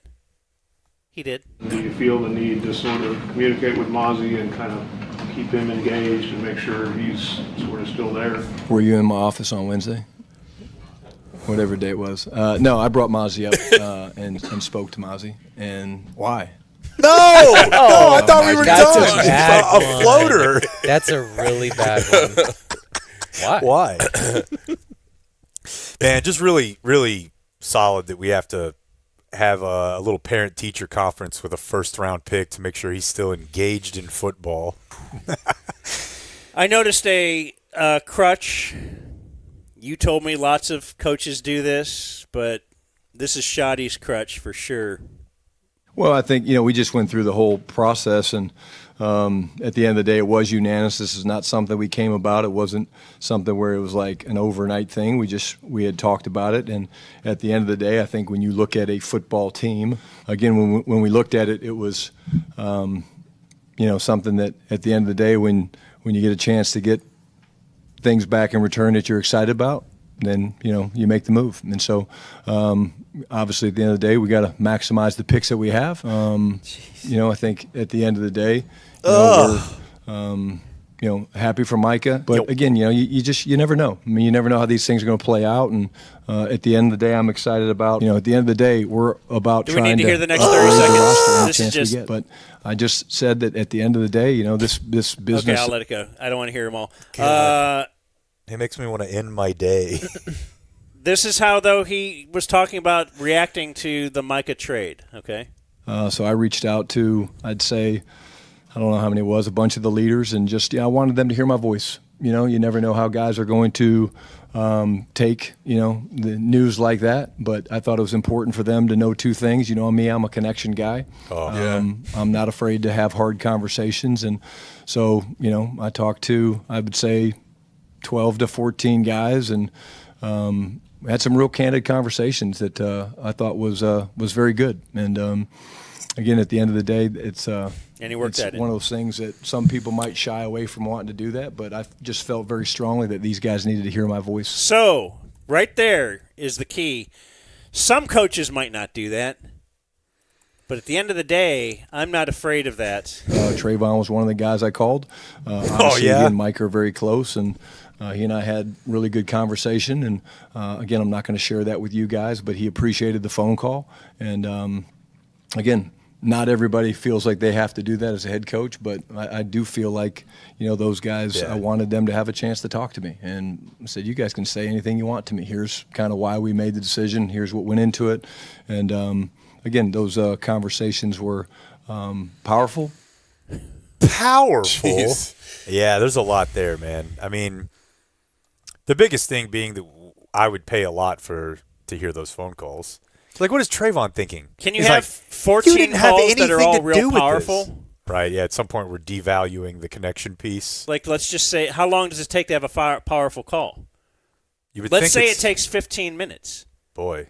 How many hours is that? 4.5, 5 hours of just powerful phone calls to tell guys Micah got traded. But seriously, when he calls, how many guys are just like, you had nothing to do with this? Right. You think Like, what do Trayvon cares Hey, bro, what he just says? checking on Just bro. rolling dice. Yeah, I feel like it's got to be just a lot of okay. Okay, but for the players. And Blake's right. I borderline thought Schaudio was going to be like, yeah, at the end of the day, not every coach will call, code switch, and say, brother. You're going to love this one. Just checking on your brother. Hey, brother. You're going to love this one. I think that that's part of how you move forward is you have conversations. And, again, a lot of coaches probably don't feel that way. But I thought it was very important that once this happened that they heard it from me. A lot of them had heard it broke, pretty quick, which it does nowadays. But you still get on the phone and you say, yo, what's up? It's Schaudio. Got a few minutes. Oh, no. And you visit. That's right. What's up, New drop. Yo, what's up? It's Schaudio.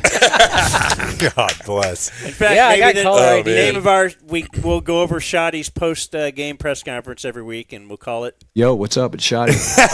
I'm going to need that. Damn. I'm making a theme with that. Awesome. Yo, what's up? It's Schaudio. He might go down like a Chan Gailey, but his body of work's going to be like Tarantino. Yeah, just he might a be short gone period by of work. December. Question and answers, intentionality, paintball. I was pissed off learning about that Micah got to play paintball. He knew he was leaving. He was getting free paintball. And It's like why I went to youth group. Yeah, he So came it's- to camp. He's calling the guys to say, I wanted you to hear it from me, like they care.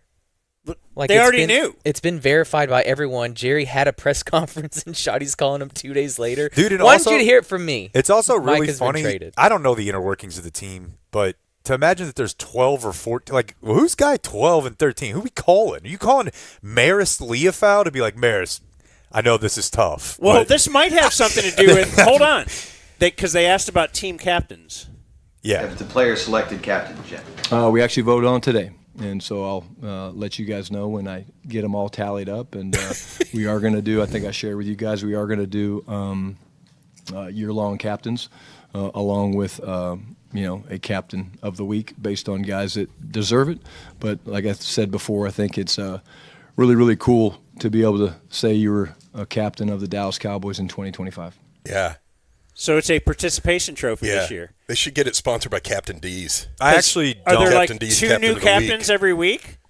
So by the end of the year, how many people will be able to go to the bar and tell some chick they were the captain of the Dallas Cowboys? There's 6 Everyone- every week, and there will everyone be on the one roster. more in rotation. Okay? And I think it's a huge deal. to have one in rotation. You no, sure it's just to be one one of in the 6. That's a huge deal. to be one of the year-long captains? Yes. Yeah. My point is, These other there's a lot of guys that have been to Cowboys training camp Feels a little and are telling girls make-a-wishy. that they were on the Dallas Cowboys.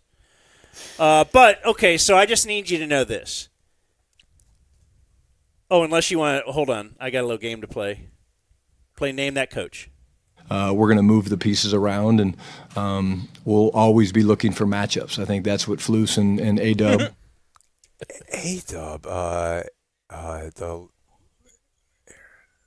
We'll always be looking for matchups. I think that's what Flus and A-Dub. defensive line, Aaron, I can't remember.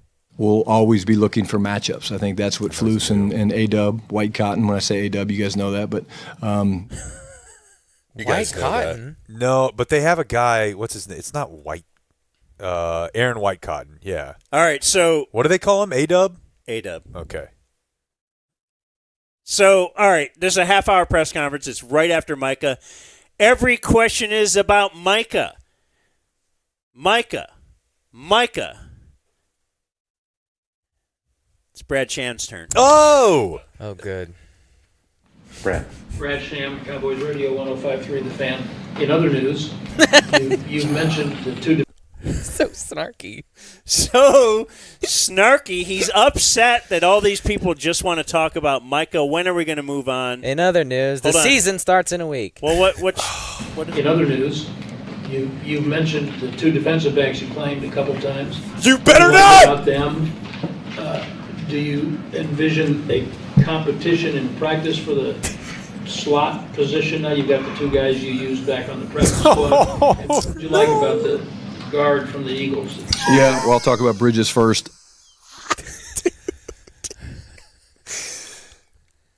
That's masterful. And that is another edition of... Yo, what's up? It's Shoddy. Hey! And listen, if we do this right, the next sound you hear after this little stinger will be the new Dumb Zone theme. The Dumb Zone.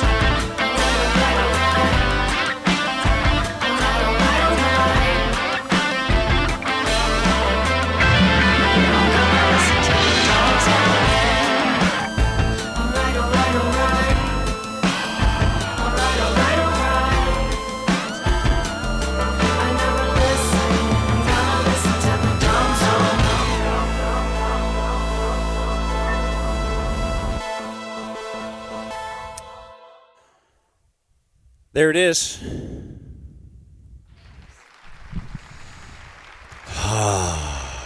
Turn up the mic, please.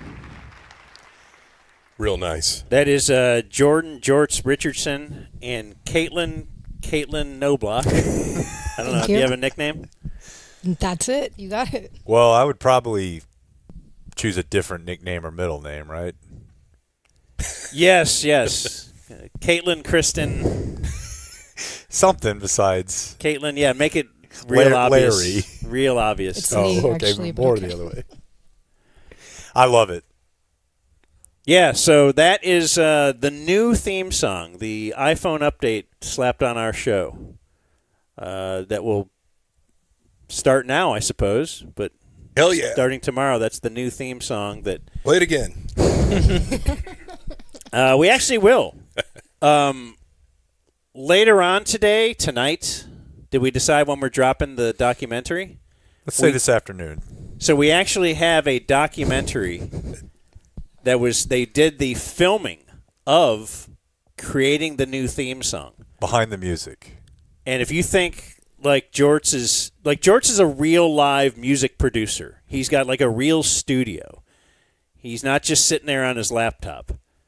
It's awesome to watch. The documentary is very cool because a lot of thought went into what you did. You got to give something a lot of thought when it's as momentous as this. Because we did say we want to do kind of an iPhone up. Let's just freshen things up, and starting with the theme song and doing a lot of the daily elements and all that kind of stuff. But I was concerned about the. Caitlin sent us that song, and I saw you talked about it in the documentary. Like it was August of 2023 when we first started doing the pod. And as I recall, there was a few different songs. Like if you go back to the archives in our first few shows or first couple weeks even, I don't think we were using Caitlin's song. Like there was another guy, there was a couple different ones, and then Caitlin's rolled in, and we're like, oh, this one's sweet, and we just never stopped using that one. Other people had sent other songs, but we just kept rolling with that one. And then, obviously right now, then I was just concerned that Caitlin would be upset. No. That we were looking to mix it up a little bit, but I'm glad you were involved in the process with Jorts. Was that cool? It was amazing. I got to kick it with TC and Jorts all day. I got to watch this Wow. dude. A girl's- I mean, it was. That's right. That's right. No, it was actually a really, really good day. It was. I've never been in a studio like that, so it was awesome.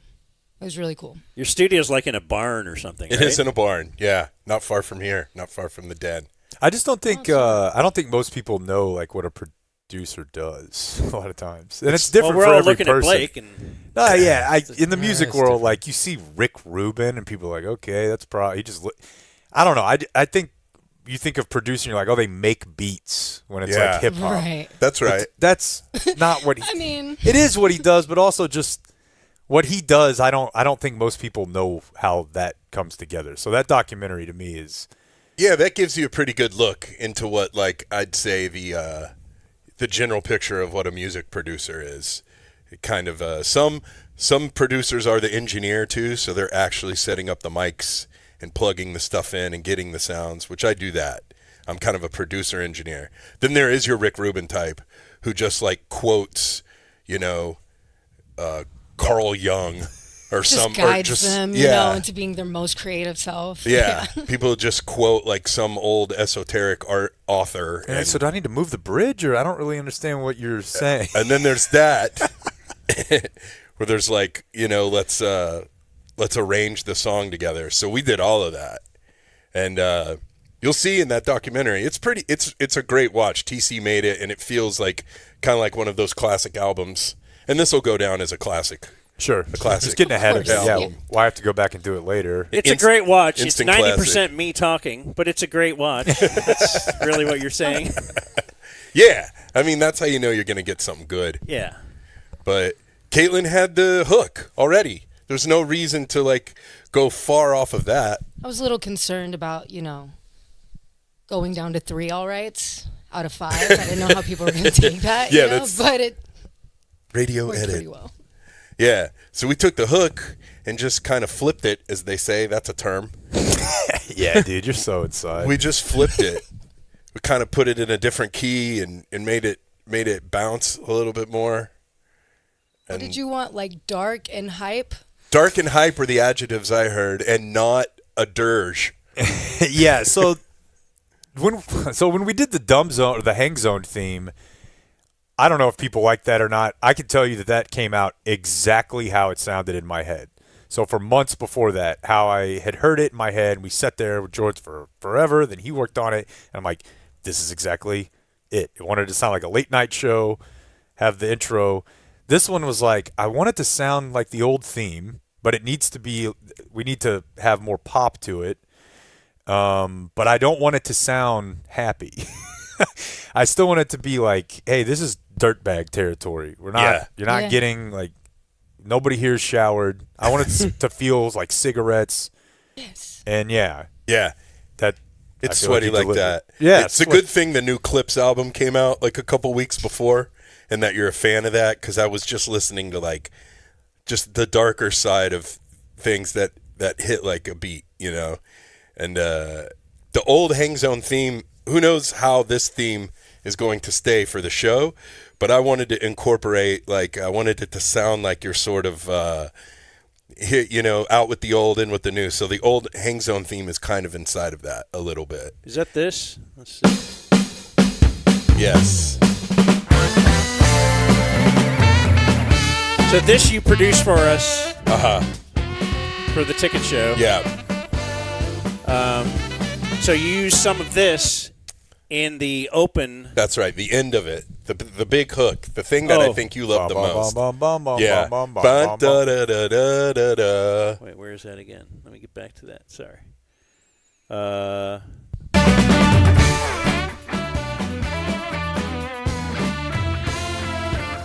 Yeah.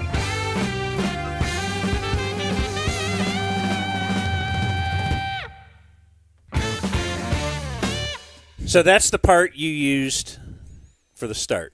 Yeah.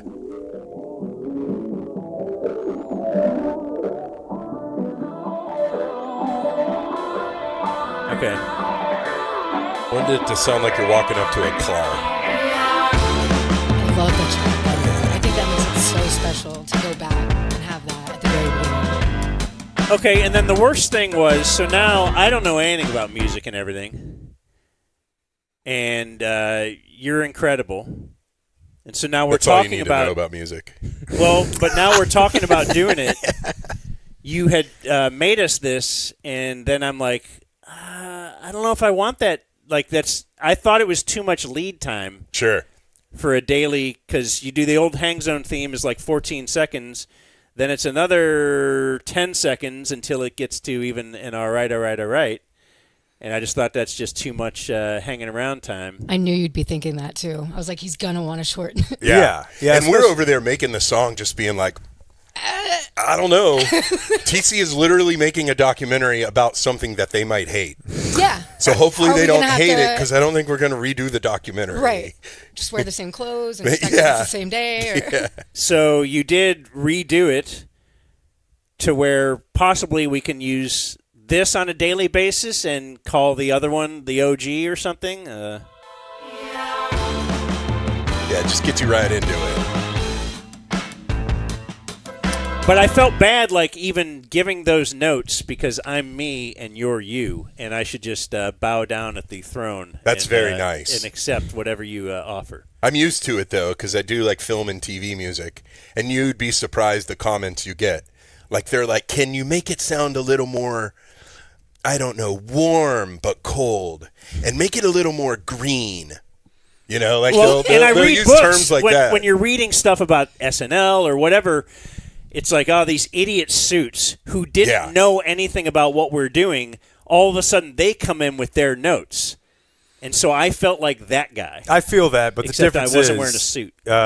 You're on the show, and you have to hear it. It's your creative product That's at the right. end of the day. So the suit who's never done a TV show coming in and saying, here's a TV show, you know what it takes to do more than they do. More like you're going to have to sit there for 25 seconds every day, which is torture.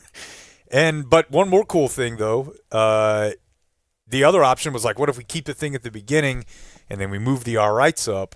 But I really like lyrics that start like at the back half of the fourth measure or whatever it is. Like I like starting the line at the end. And so by we actually eliminating have the that. front part, we kept that. We have one where we move the lyrics up. Goes straight into the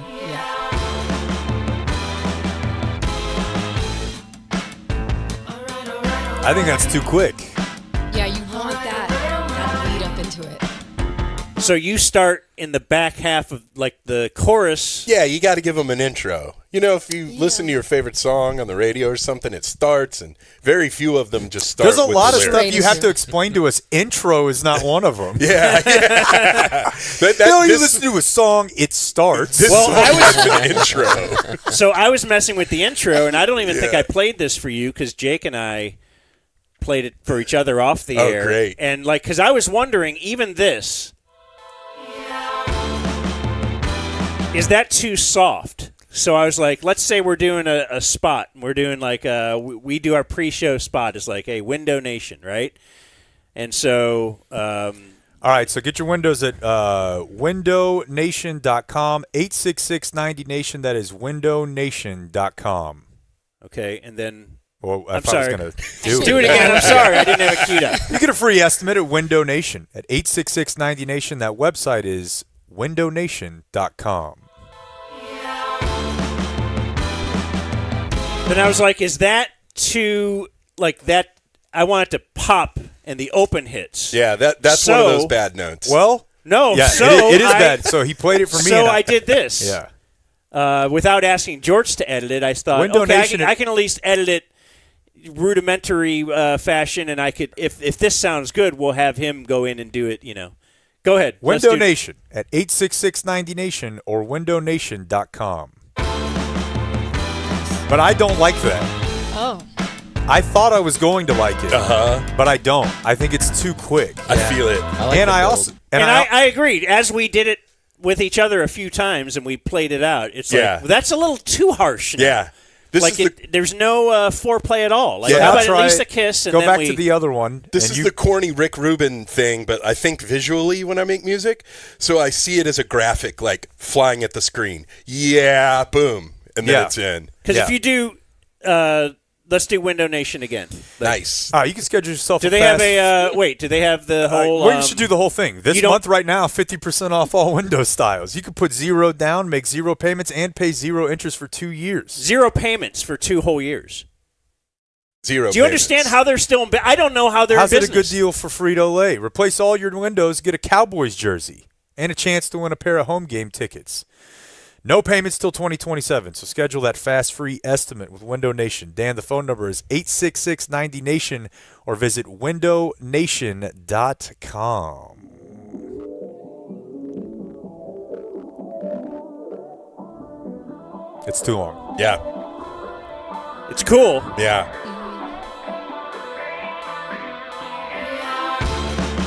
No, totally. And now here we are. We haven't talked yet. All these activities we could have done. All the shoddy audio. Right, we wouldn't be talking yet. No, now. Not even now, but now. Okay, now try another one. I'll tell you the place where I think you want to start. Start talking. It's when it starts going. Yeah. Nice. Little DOC. Yeah. All right, everybody, here we are. I've never heard that before. What a great. That's what it sounds like, though, right? Okay, so now let's try the modified. Best friend. Again, Window Nation. What can you say? You've said almost all there is to say. 50% all window styles. So schedule. You got the good one? no. All right. So schedule a fast free estimate now with Window Nation at 866-90-NATION or visit windownation.com. Gotta hit it while you're still talking a little bit, right? Cook it up. Yeah. That's Bring the it. move. Bring it. So yeah, we did it a couple times. We did the This is now what, it's on the phone together as I'm reading. Yeah. Yeah, I'm like, all right, do the Window Nation. You'd be like, What we did windownation.com. And yes, it's I love the. Yeah, that your seems right. windownation.com. Too harsh. Too harsh? Yeah, too harsh, too. Too harsh. The old Hangzone intro, it was more like to satisfy an itch I had to be like, maybe this one will be played the first day. And here we are. So we'll play it. I want to play it every Friday, but I don't think that's the only. I think you wanted to use it to satisfy the itch of they can't stop me from playing. That's exactly right. Yeah, I really wondered about that. That's exactly right. I own that piece of music. No one ever asked me to sign that over to them. You're a person I will not And thank you for you guys for sacrificing your bodies. Yeah. To go. It's all good. That's why we did it. So that you could have clearance on that song. Yeah. I love but that. Just your description, though, and it's in the documentary, of course, 20-minute documentary. But just you were on the phone with us after we first heard this, and we're fist pumping, loving it, and all that. Yeah. And then can we take the first 14 seconds out? I know, you spent hours on that, but just the thought. I don't know. Can you give us a 30-second or a quick? You did it to us on the phone. You're like, oh, I used this. I used Jay-Z's this, and I used this from this, and this is what I've, Yeah, I just I wanted to incorporate the old theme at least to, for almost as a bit, kind of thinking you might not use it, and I'm glad that you found a good starting point that's not that, and we could edit that in. But I kind of visualized it starts all filtered like that. It's kind of crunchy over the internet, so I'm kind of glad it's not going to be used. But I visualize somebody walking up to their car, and if you hear in that intro over the Hangzone, there's this thing going ding, ding, ding, and it's your car door's open, but the car is on or something. So there's an abandoned car or something, then somebody gets in, closes the door, and now it's the dumb zone. It's not the Hangzone. So that was kind of the narrative idea. And then, that might have been better if we started using that right when we left the ticket, right? Right. Because then it's right. Yeah. More of a. There's been 2 years. Yeah, I had to scratch the itch that I've had for 2 years to do that. But the production elements were like we said, we heard dark and hype.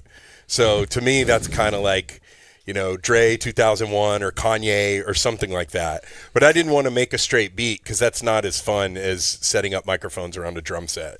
So the beat is me actually playing the drums and stuff, and there's nothing that's in the documentary. There's no samples or anything. It's all keyboards or guitars or whatever.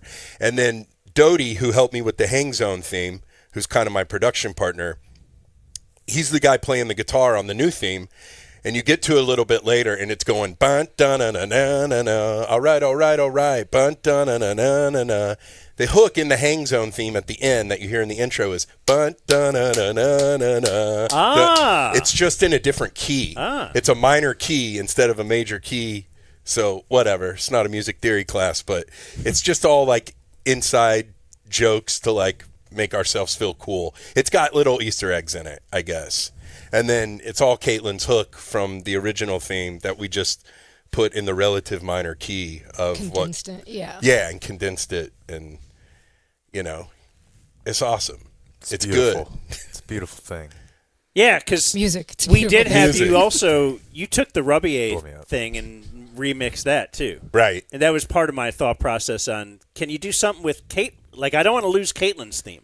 Yeah, I mean, he was able to do it with But I want Rubier it to be new. despite the fact that he can't stand Listen, that's not true, Mark. You're fine. You hate It's Rubier? okay. No, I don't hate Rubier. You have to know that in the music world, anybody who's doing something like somebody's going to be like, "All right, dude." Yeah. I feel like It's that's all right. I feel like that's kind of what your reaction is. You see it and you're like, "All right, dude." It's okay. To us, it's like, "Ooh, Yeah, fire to But a if cave. you know, like, you know, I'm just jealous of Like his what he's doing manhood. How he looks in those He's just boxer looping shorts. shit, I'm just Yeah. jealous of that. That's awesome, man. it's so awesome." Oh, you having a Lone Star? Hell yeah. All right. I've been waiting for this day. I've been waiting for the new theme. So off the wagon. Celebrate. I truly, I want you guys to know that I walked downstairs at 5 o'clock in the morning, California time, to Dan's little lair, and I had brought my Bose headphones with me, and Jordan had sent the song the night before, and I placed them on Dan's head, and I handed him my phone. I was like, "You have to hear it here first." It was incredible. Oh, that's great. So you woke up to that?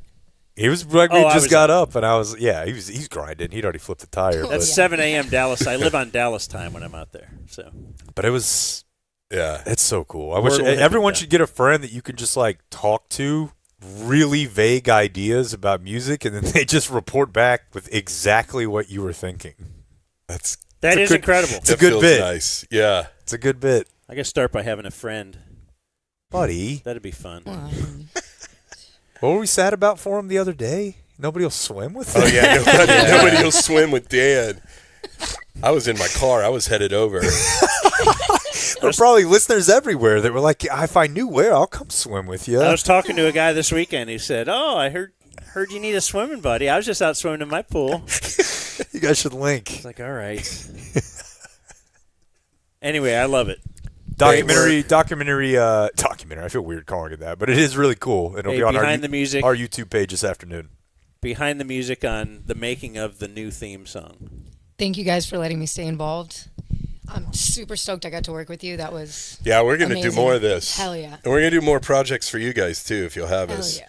That shoddy drop from today, my I mean, my that's mind gotta- is yeah. The wheels are turning We love it. right now. Can you play it again, Dan? Yeah, I got to Do I pull. have to or not have to get to do the window nation thing again? Or you? No, not the theme. I want to hear the shoddy. Oh. Whatever he said. Oh yeah. Yo, what's up? It's Shotty. Okay, cool. Yeah. Yo, what's up, it's Shotty? All right, let's tell you about Lucy. Ooh. Boy, speaking of our special teams boys, they love them some Lucy. It's kind of like whenever you. Damn. Oh, okay. Bye, See you, friend. Caitlin. Caitlin's got to go Would have back. been weird if See I you kissed your Thursday, hand right? right there. I almost did. You should have. All right. See you Thursday. What a creep. See you next Thursday. See you this Thursday. Lucy.co/dumbzone. Anyone you seem to give those to, though, they end up loving them. They're like, "Can you get me another?" And I'm like, "Yeah." Yeah. Lucy.co/dumbzone. That's how you want to get them. You'll get 20% off, free shipping. I actually subscribe, and they just send me a big log of Nick every month. But I actually saw these at Are we going Nick for nicotine? I saw these at a store the other day, and I asked the guy, I'm like, "Hey, you got Lucy's in here. How they selling?" And he's like, "We can't keep them on the shelves because they're the only people who make 12-milligram pouches." Ah, yes. This is the copy point we should have been hitting all along. If you want the real deal, you want to go with Pipe Lucy. it in. They've got 12s, they've got 8s, they've got 4s, they've got the gum, they've got Make the the breakers. whole plane out of Lucy. You might as well. Lucy.co, dumbzone. 20% off, free shipping. Lucy products are only for adults of legal age, and every order is age verified. This product, warning, this product contains nicotine. Nicotine is an addictive chemical. You go full nicotine in the legal part. Okay. Yeah. So give the website to end. Lucy.co/dumbzone.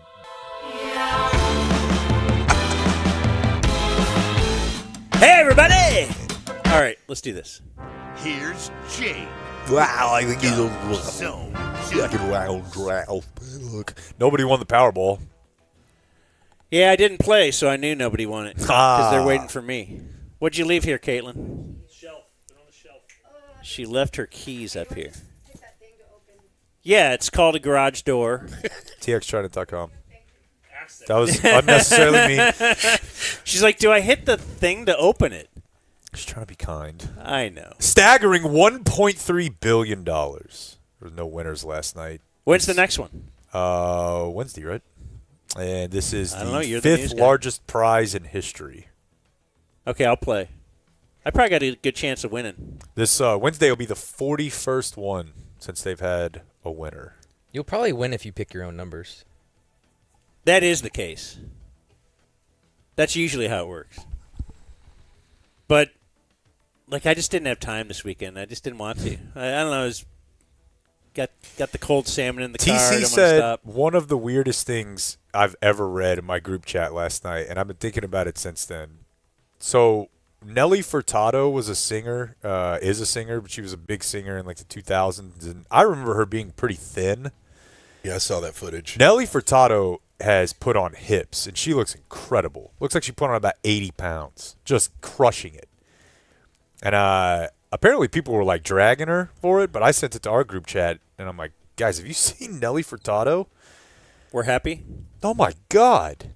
And I don't know if Dan will be. But Dan might not be, but I said to the group chat, I said, every famous skinny woman should try this. If you were a skinny hot, just beef up a little and see what happens. And his reply. Oh, Sarah Michelle Gellar. Right? Jennifer Love Hewitt. Jennifer Love Hewitt. Yeah, yes. Okay. Yeah, and if she was at, I know what you still know what you did last summer, and everyone was like 8. Yeah. I guess mean. But no, I said every skinny starlet should try this, and TC's reply was, when I win the lottery, they will. Is this some sort of program? It does How suck. does money have anything to do with this? It does suck when they get Skeletor-ish. Yeah. Who's the lady she was in Happy Gilmore, Modern Family? The mom in Modern Family. Sofia Vergara? No, Oh, the then I don't blonde. know. That was in Happy Gilmore. Mm-hmm. Don't know her name. I don't know her name. Anyway, she was hot in Happy Gilmore. She was hot when Modern Family started, and then she started losing a lot of weight. And she just got a bit too Skeletor-ish. So I'm going to have to agree with you here. This is a good topic. I mean, if you've got to go one way or the other. Yeah, this is women very body high-minded. shapes. Yeah, as we're back. Take shots yeah. at Dave Portnoy. Well, we're saying gain a little. That is the main thing. You don't have to keep gaining. Although I did love the era Hey, look of at that! anorexia. Look at this! Look at those hips! My God! I like the era of anorexia. Settle down. That's Look what at I that. grew up in. Your computer's moving. But just a little. Jorts, you ever go to Burning Man? Hell no. Don't hell no me like that. You couldn't have bumble after your way into. You're right. You're right. With the Prince of Morocco or something. That's how I would have gone, but no, it's not. No, I can't handle that. Well, there was a man found dead at Burning Man, the festival, the art and music festival. This guy just found in a pool of blood in Black Rock City, which is the makeshift encampment. I saw that the wind knocked down the orgy tent. I saw that a wind knocked over a tent. I did not. Yeah, it was the orgy tent. It was branded, too. The guy might have died from that. This is one of those things where I imagine, I guess this is what Ricky Gervais did with one of his guys, but just the idea of a series where Dan's at Burning Man. Thought was going through my mind right now too. Because we've been to festivals that are not Burning Man, but close enough to where I can kind of imagine how it would go. But Dan having to deal with whatever that is, that sounds like the worst bet payoff for him ever. It's just Try to describe it for Dan. So it's not like sponsored. It's not like ACL You or don't buy, Lollapalooza. buy tickets. Yeah, it's just if you can get there, right? And it happens to be like Wooks. Do you know what a Wookiee is? Like someone who's at a jam band concert who's just looks like they live in the forest. It's like that kind of person combined with tech billionaires. And it's like they're all out in the desert kind of wearing, straps and leather and crow masks from like the Black Plague era. Kind of a Mad Max feel to it as well. And it's all like, we don't deal in money out here. It's all like, the currency is your body and your soul. And they construct art and they have orgies and they invent Uber and stuff like that. Basically, yeah. They did it on Silicon Valley in the last season. That the main guy, he threw his music festival at the end of it. Yeah. It was sort of based on Burning Man. But it's like anything goes, and this is how the future should be, and we can get out here. And then they burn a guy, and that's like, cleansing your soul or whatever. They don't burn a real man. Like Big Tex or something? Yeah, it's like they burn a Big Tex in the desert. And you've never been? I haven't been to Burning Man. You don't desire? I don't desire to do that. Okay. No. I like hotel rooms and stuff. Yeah, no, I was going to say, Jake, you could probably just make me go to any actual festival, like with a VIP badge. And I'd be like, this is a bet payoff that I have to be here. The VIP badge. It's pretty sweet, though. That's a lot better. Because there's air conditioning and places to sit and get away from the music. And I think we food. got to get you a general admission ticket. I'll never do as that a bet again. Payoff. No way. I'll never GA a festival. I'm done. That ended early for me when I did my first, played a festival and they let you hang backstage.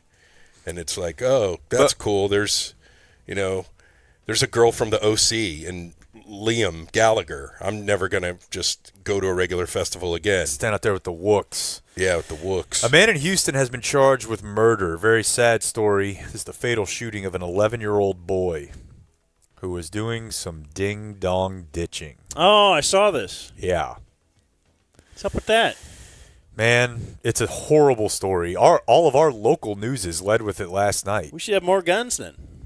Here's the weird part. You first see this story and you're like, it's Texas, dude. Like, you're knocking on somebody's front door, castle doctrine.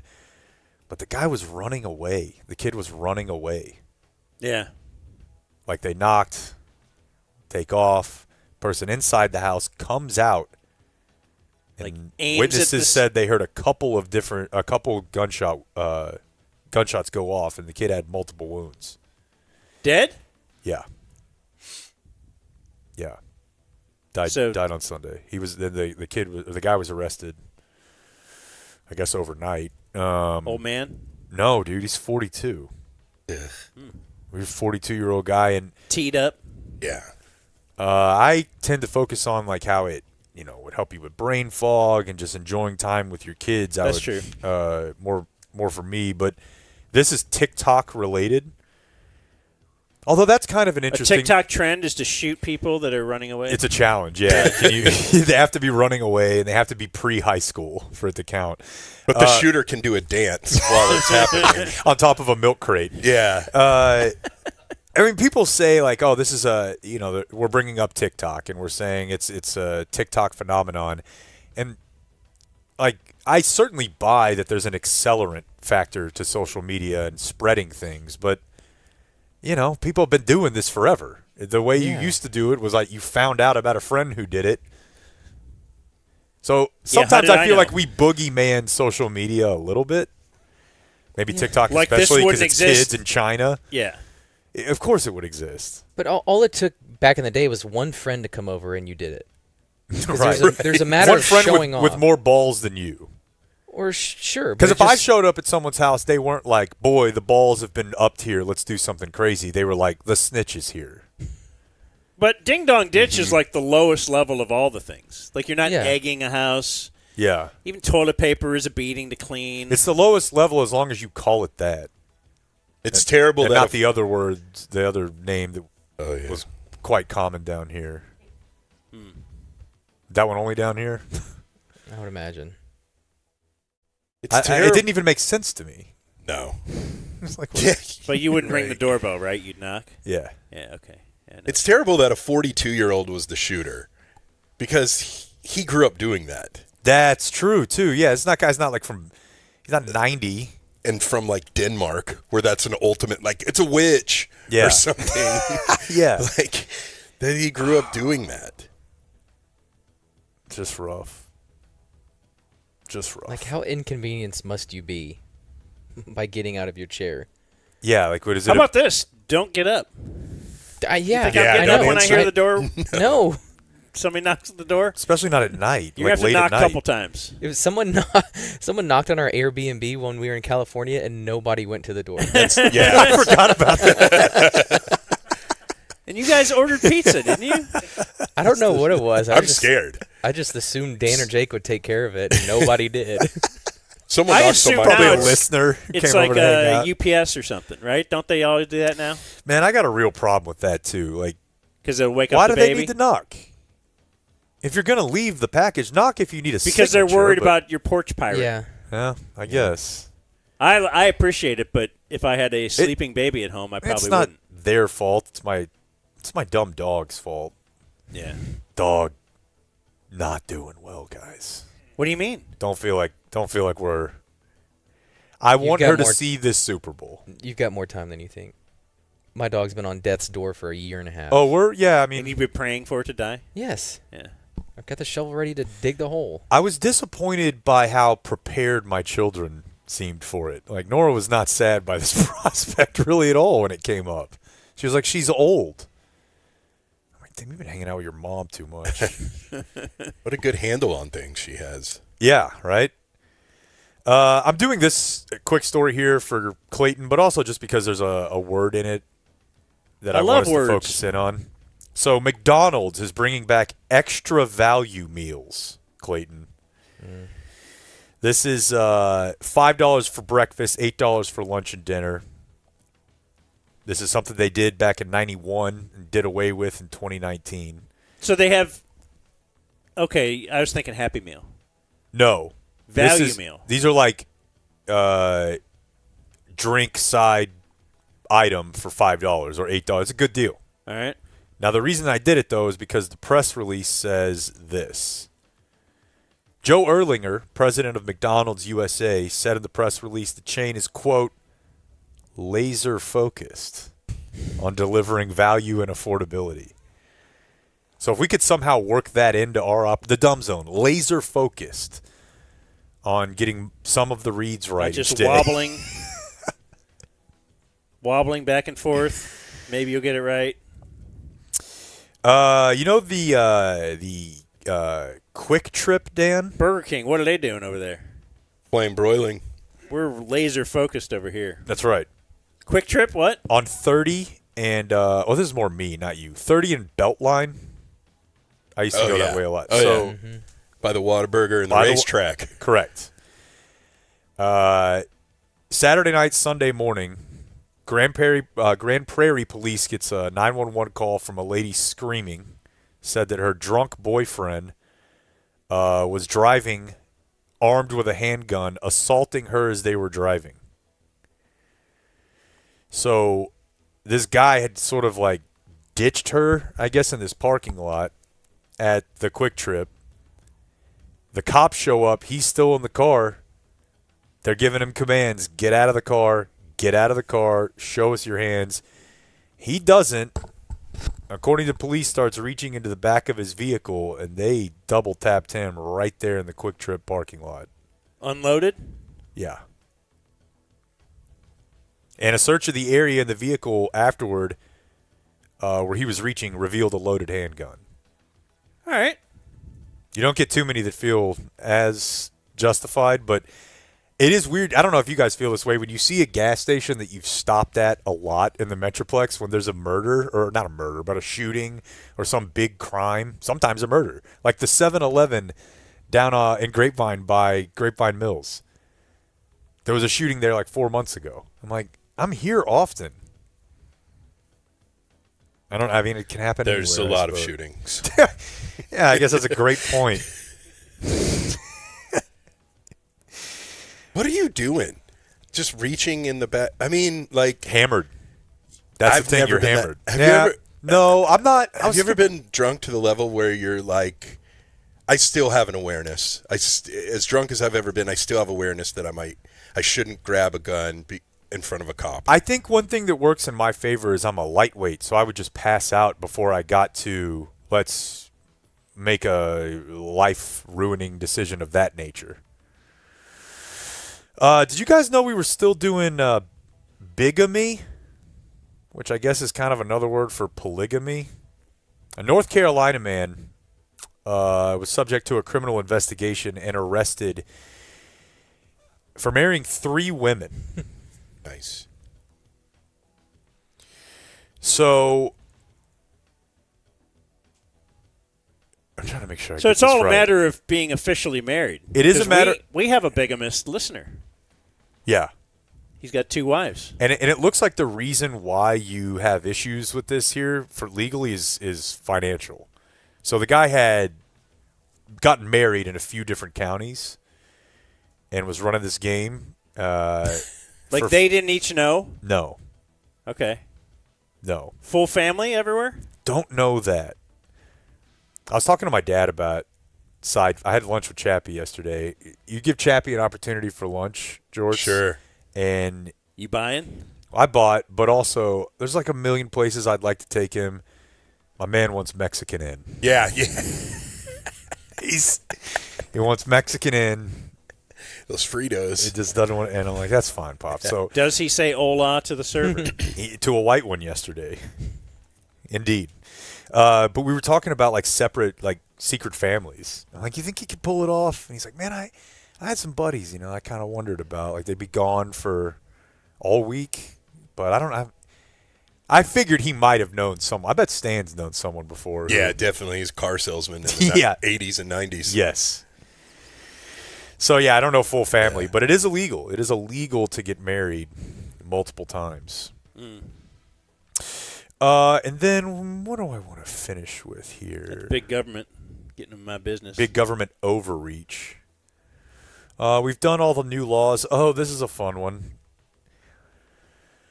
1 in 4, so that would be about 300 Texas school districts and charter schools, have signed up for a state-developed Bible program.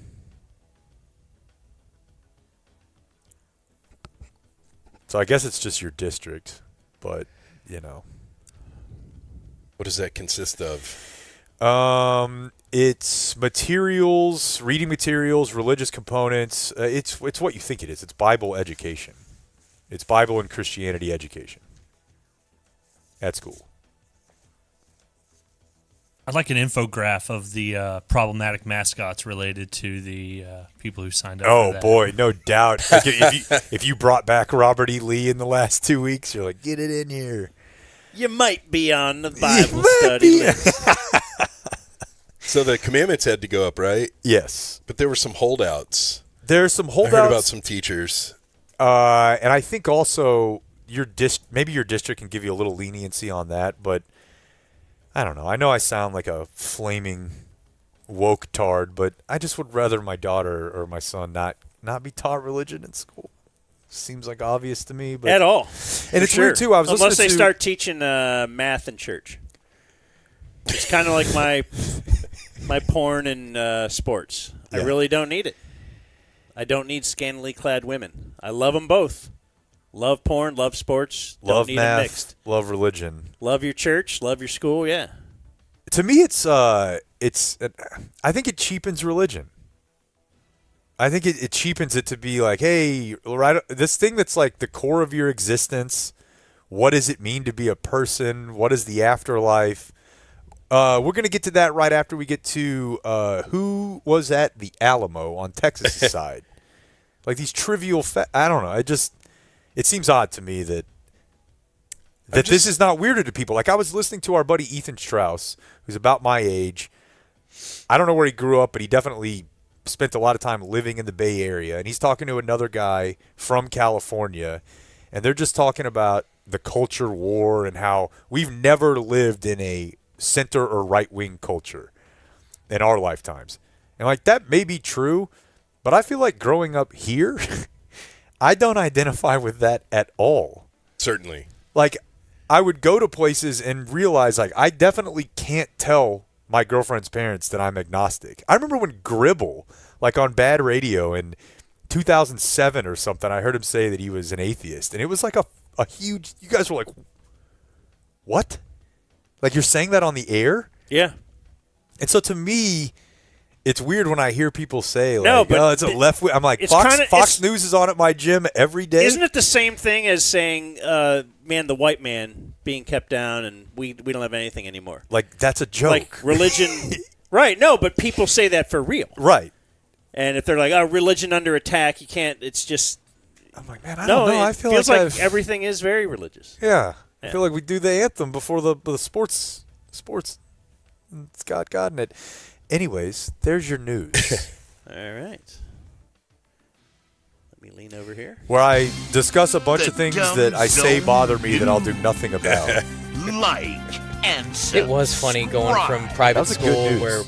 where, we're learning inside whatever, or inside Bible stuff, I guess as you will, and then going to like secular stuff where they're like, all right, let me explain the ark.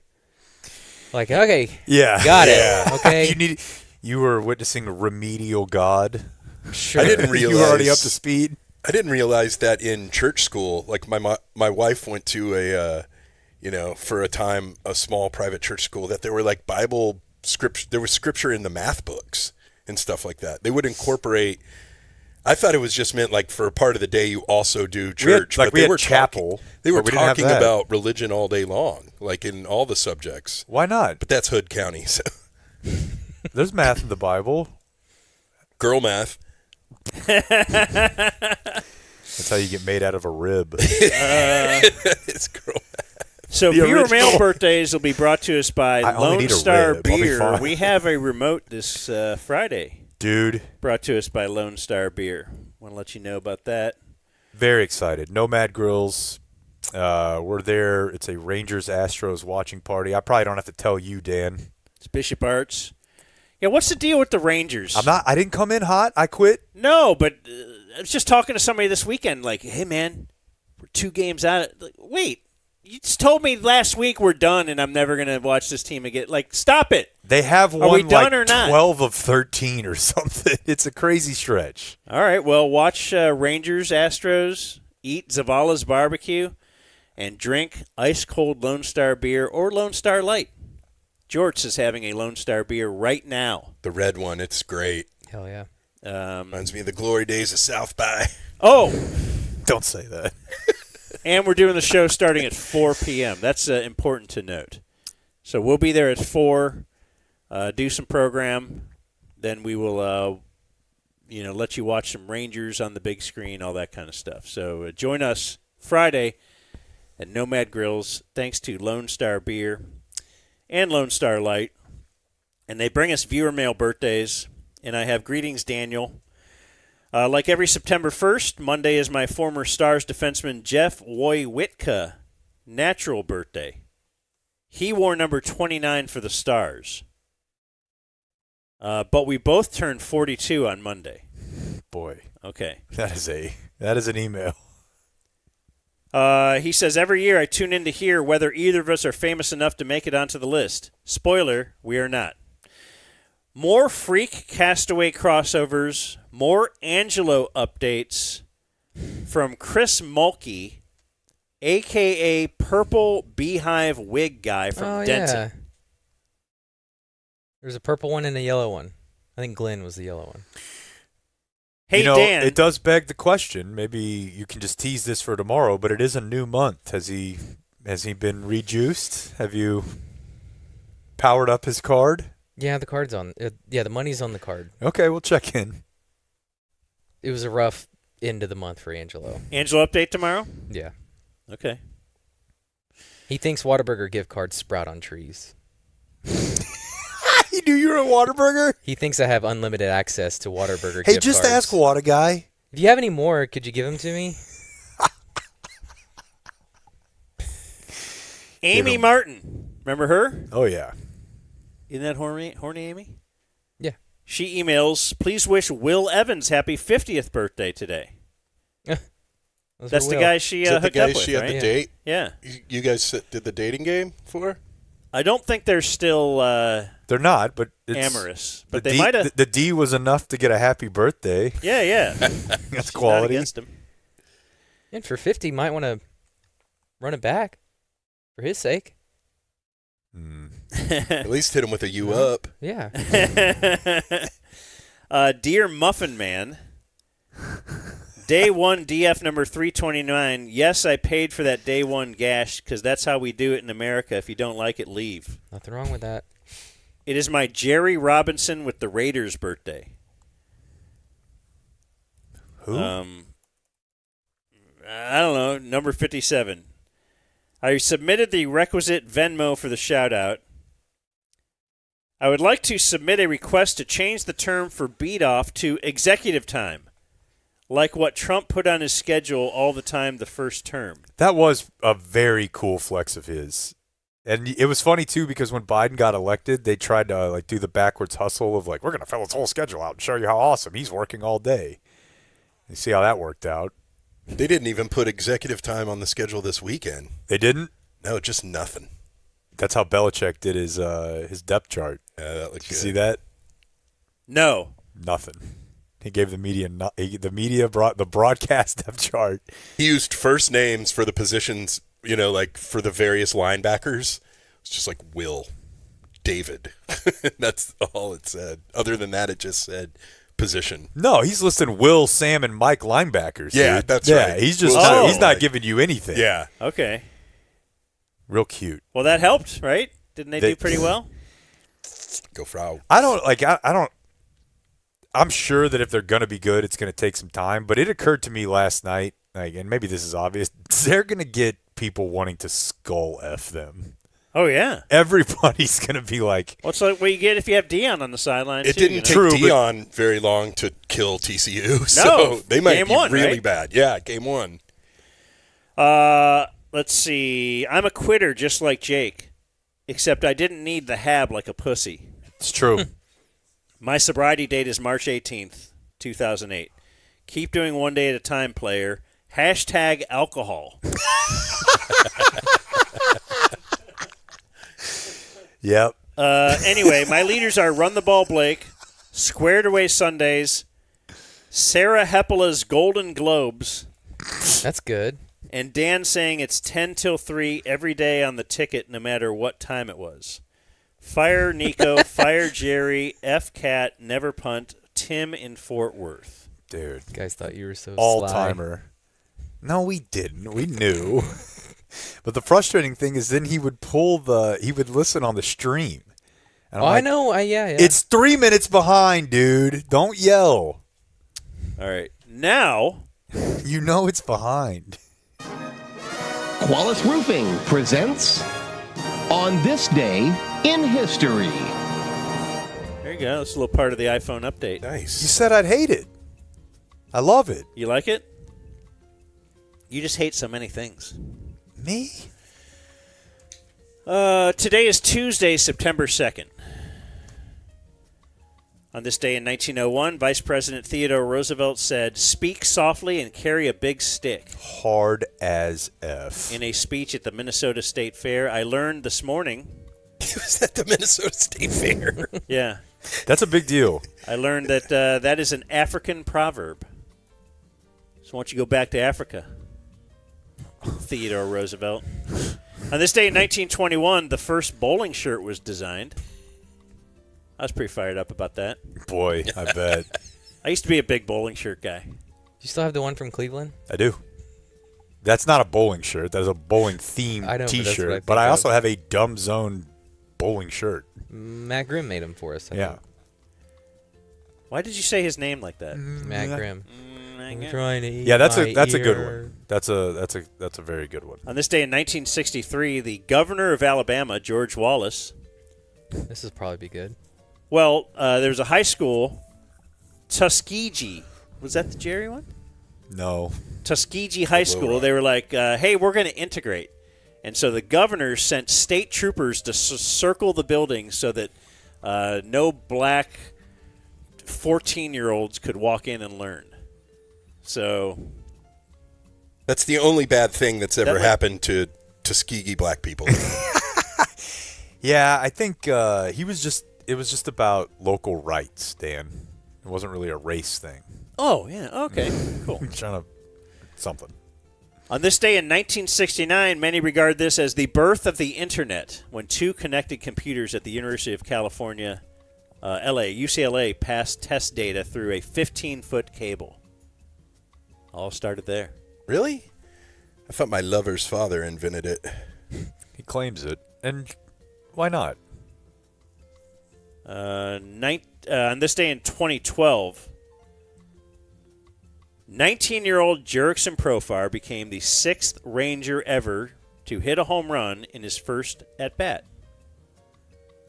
Also the 3rd teenager to ever accomplish this in Major League Baseball. On his way to being the greatest baseball player ever lived. Turns out he's pretty good. Yeah. Just not here. And heavily aided by steroids. Like all of his good years he's got suspended after. Look. Nitpicking. Okay. September 2nd, on this day in Dumb Zone history. Nothing. We've never done a show on September 2nd with the three of us. Wow. And today we're doing a show and debuting a new theme. Wow. What a check this will be next year. If Blake's even here. Dude. The meteoric rise of Blake. First the Cowboys radio broadcast. The Operators podcast with Brian Anger, Brandon Aubrey, and Trent Sig. Let's see. Other birthdays on this day. Kai Forbath is 38. You may know him as a former Cowboy. Really? Yeah. They had a little run. Not that long ago, right? I think it was after Dan Bailey when they were in the Fishing. aftermath of that, yeah. Jeff Russell, former Ranger, 64. Good dude. Terry Bradshaw, 77. Now, what do you know about any interactions with him or his family? With Terry Bradshaw? Yeah.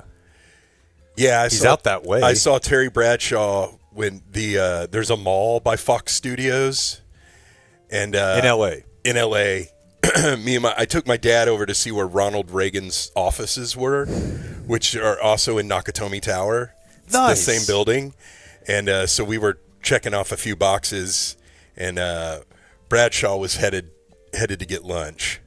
Okay. Yeah, we both yelled at him. Me and Stan both were like, "Terry!" He gave us a knowing nod. Jimmy Connors is 73. Eric Dickerson Terminator. is 65. Brian Westbrook, 47. Says here Kempspin next to Marcus and Markeith Morris. I mean, 36. That's kind of a roll the ball out one. But the funniest one by far is when they confronted a guy who was banging their mom at a youth basketball tournament and beat the brakes off of him. Because I don't even think did he threaten their mom? It just says beat up a guy for texting their mom. I think he was just texting their mom like, "Hey, is everything okay? You good?" Like somebody had just died, like her. I don't know, but they were mad that this guy was butting into mom's situation, and they jumped him. I bet he didn't text her again. I bet not. Dude, Markeith was in all sorts of trouble last month. I love those guys. It was the gambling thing. Like some casinos said he owed X amount of money and was, I don't know, a lot going on. Lennox Lewis is 60. That might have been the first Tyson fight I saw. Rick Manning is 71. He is a former Cleveland Indian great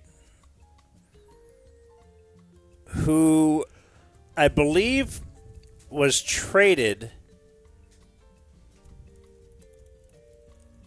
Was he traded? Maybe they traded Dennis Eckersley because one of them was banging the other one's wife. Okay, this is that story. And they had to get rid of someone. It might have been Eckersley was banging. Manning had an affair with Dennis Eckersley's wife, Denise. They eventually married and then divorced. Like, if they eventually married and still remained married 50 years later, you'd have to be like, okay, that actually was your soulmate, even though it was your buddy's and teammate's wife. But absent that, it just looks like you're kind of a horny jerk. Yeah. Yeah. Like, you have to stay together. You have to do it for the kids. Selma Hayek, 59. Dude, this is... I'm sorry. Go ahead. Who's Let's go fantastic. Let's talk about Rick Manning. So... I'm trying to see. Okay, it was his first wife. I'm just making sure here. It was Eckersley's first wife, because then he got married to a model named Nancy O'Neill. Do you know who that is? Okay. They adopted 2 children, then got divorced. He married his third wife, who is a former lobbyist, and manages his business and charitable affairs. But I thought they were on the same team while Rick Manning was. They were. Okay. Yeah, I just thought, okay. Even when I was little, I thought Dennis Eckersley looked insane. Yeah. Like just a hobo, sketchy drifter. He's pulling models and... Looked a little bit like and lobbyists. Wait, what did you call it? A wook? A wook. Yeah, he's wook. Yeah. It's a little bit of a wook. wook. Eckersley's like a wook. I never heard Eckersley that. looks scabby. Like he'd have scabs on his face. Yeah, definitely. In the heyday. Oh my God. MLB Hall of Famer Dennis Eckersley reveals he is applying for guardianship of homeless daughter's newborn son she abandoned in a freezing tent. See? So it looks He's a like drifter. Looks like Eckersley on for the save. Yeah. Let's get out of here. That's all. Yeah, I wish we could just leave. Yeah. Is that a born No, just kid? this story. Let's get to the next one. That's a high Kemp to end the spin whole being show born, on. right? Eckersley's homeless daughter who's abandoned in a frozen tent. See, Jake figured out this Holy weekend how to shit. go viral. He went viral, and now he's going to do it again with that. Yeah, hey, man. All the Kirk Eckersley Herbstreit, F you. Cat Williams, 52. Dude, nice. He set this whole thing in motion. With what? I contend that in the same way that Hannibal Buress got Bill Cosby arrested, Cat Williams got Diddy put on trial. He went on like Shannon Sharp's podcast at like the start of 2024 and was like, there's a whole lot of people who are hiding things in this community. I remember that. It kind of started happening. Like people started getting popped. TD Jakes had to retire. Mm-hmm. Who Cat Williams mentioned. Do your Cat Williams, Dan. Harvey Levin is 75. Nice. Looks great. Was he on the bus? He took the TMZ tour. No. Does his likeness appear on it? Dude, the TMZ tour is good. It was good. Harvey Levin also co-hosts People's Court.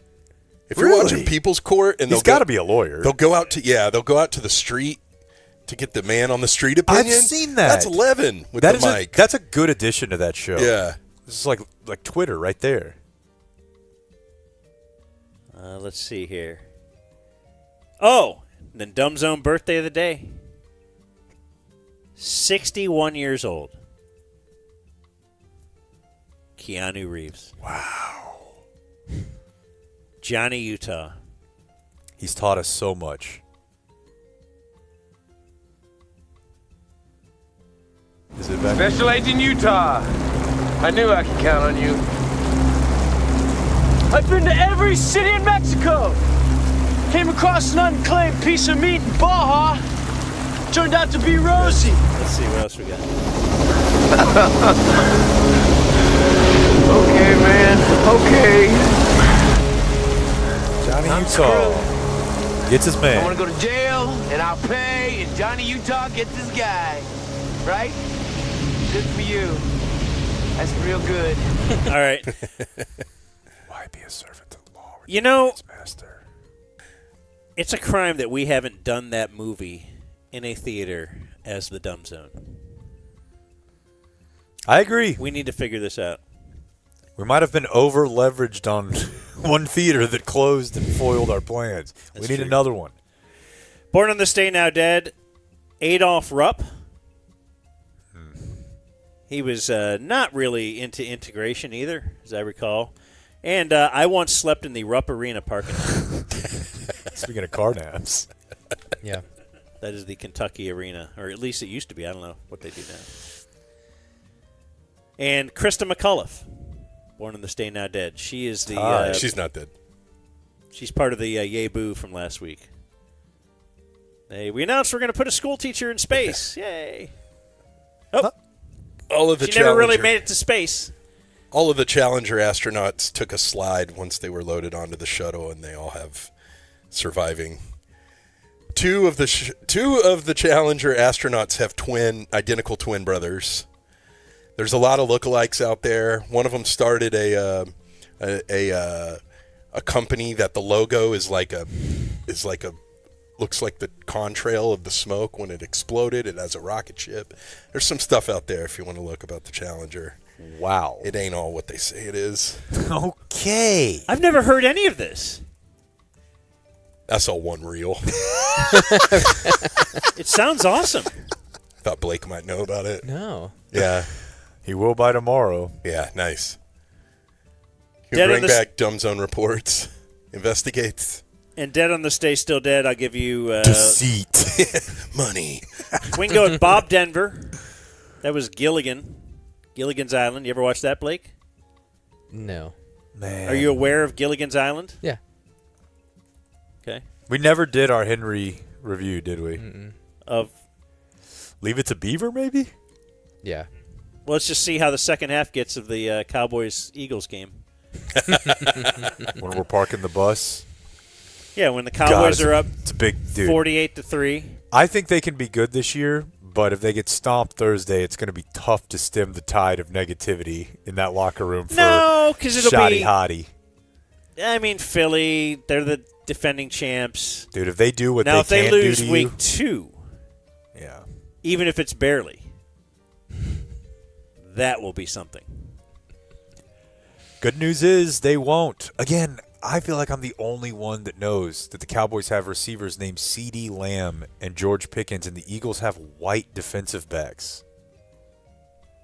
That game is over. That works with Jalen Tolbert, but we're not playing that anymore. The most valuable handicap I've heard about the game. It's right there. It's good to know. Well, what about you can have white cornerbacks against guys named Jalen? What about 8 and 10 minute drives from the Philly offense? Have you met Kenny Clark? Our savior.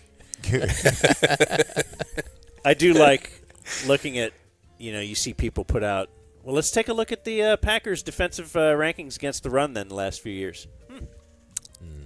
Yeah. Wasn't his fault. Yeah. Micah does need injections. That is an interesting part of that story. I halfway wonder if he's just faking it now so he doesn't seem like an asshole to Cowboys fans. Like, he has to. Yeah. Yeah. You ever take NyQuil just to stay home? I'd not consider I got that. Hall's breath. Yeah. And I'm Dead on sick. the Stay Still Dead, J.R.R.R.R. Tolkien, who has a character named after him on South Park. Jokin, Rokin, Tolkien. And that's what happened on this day in history. How about that, folks? Closing remarks brought to us by Frankel & Frankel, personal injury attorneys. If you do get in an accident and it's not your fault and you're dealing with the insurance companies, you might want to call the Frankels. Personal injury attorneys, they're the best. In fact, they use those insurance companies' tricks because they have people at Frankel & Frankel that used to work for the insurance company, so they know their mindset. They know what they're trying to do. And they will get you what you deserve. Do you happen to know the phone number there, Jorts? 214 and mash 3 And all threes, yeah. Until sweet climax. Also, 817 will work for that as well. That's how the Frankels roll. That's more my speed. They're for Tarrant County and Dallas County. So thank you, Frankel & Frankel. So, David, do you want to offer any? He just kind of gave me the wave, like, not really. We have anything. But, yeah. No? Nothing. Does brother want to defend his What do you hair? think of the show today? You had a good show. Great Decent show. Great show. Got a new theme. Love the new theme. Nice. Awesome. All right. Thank you. Would you say anything I was else? going to say. Need some notes, though. Yeah, do you have any no, notes? I definitely Get to it quicker? No notes. It's way over my head. Okay. Nice. Well, thanks for using Qualis Roofing. Thanks for having us. Any closing remarks? You want to promote anything, Jorts? I've noticed the Dirtbag Culture Hour seems to be... We're coming back. It's too long of a, whatever you want to call it, break. It's too long of not doing the show. However, we will be coming back later in the fall. I enjoyed the Got show. my schedule under wraps. Thank you. It's coming back. I don't know. I just wanted to shout out Jake for having a big birthday month, like a 26-year-old girl. That's funny. I don't even know what day his real birthday is, like a 26-year-old girl, because it was all month long. I got 3 text messages Birthday month. this weekend. Yeah. Eli Jordan hit me up. He's like, hey, happy birthday, bro. And I feel like being like, it was 27 days ago, but it's just because my wife keeps posting things on Instagram. It's great, man. That indicate it's like birthday related. Hashtag birthday month. Oh, God. 40's big. It may be, but also it's all about what Dan said. I'm going to have to do a year for her. Yeah.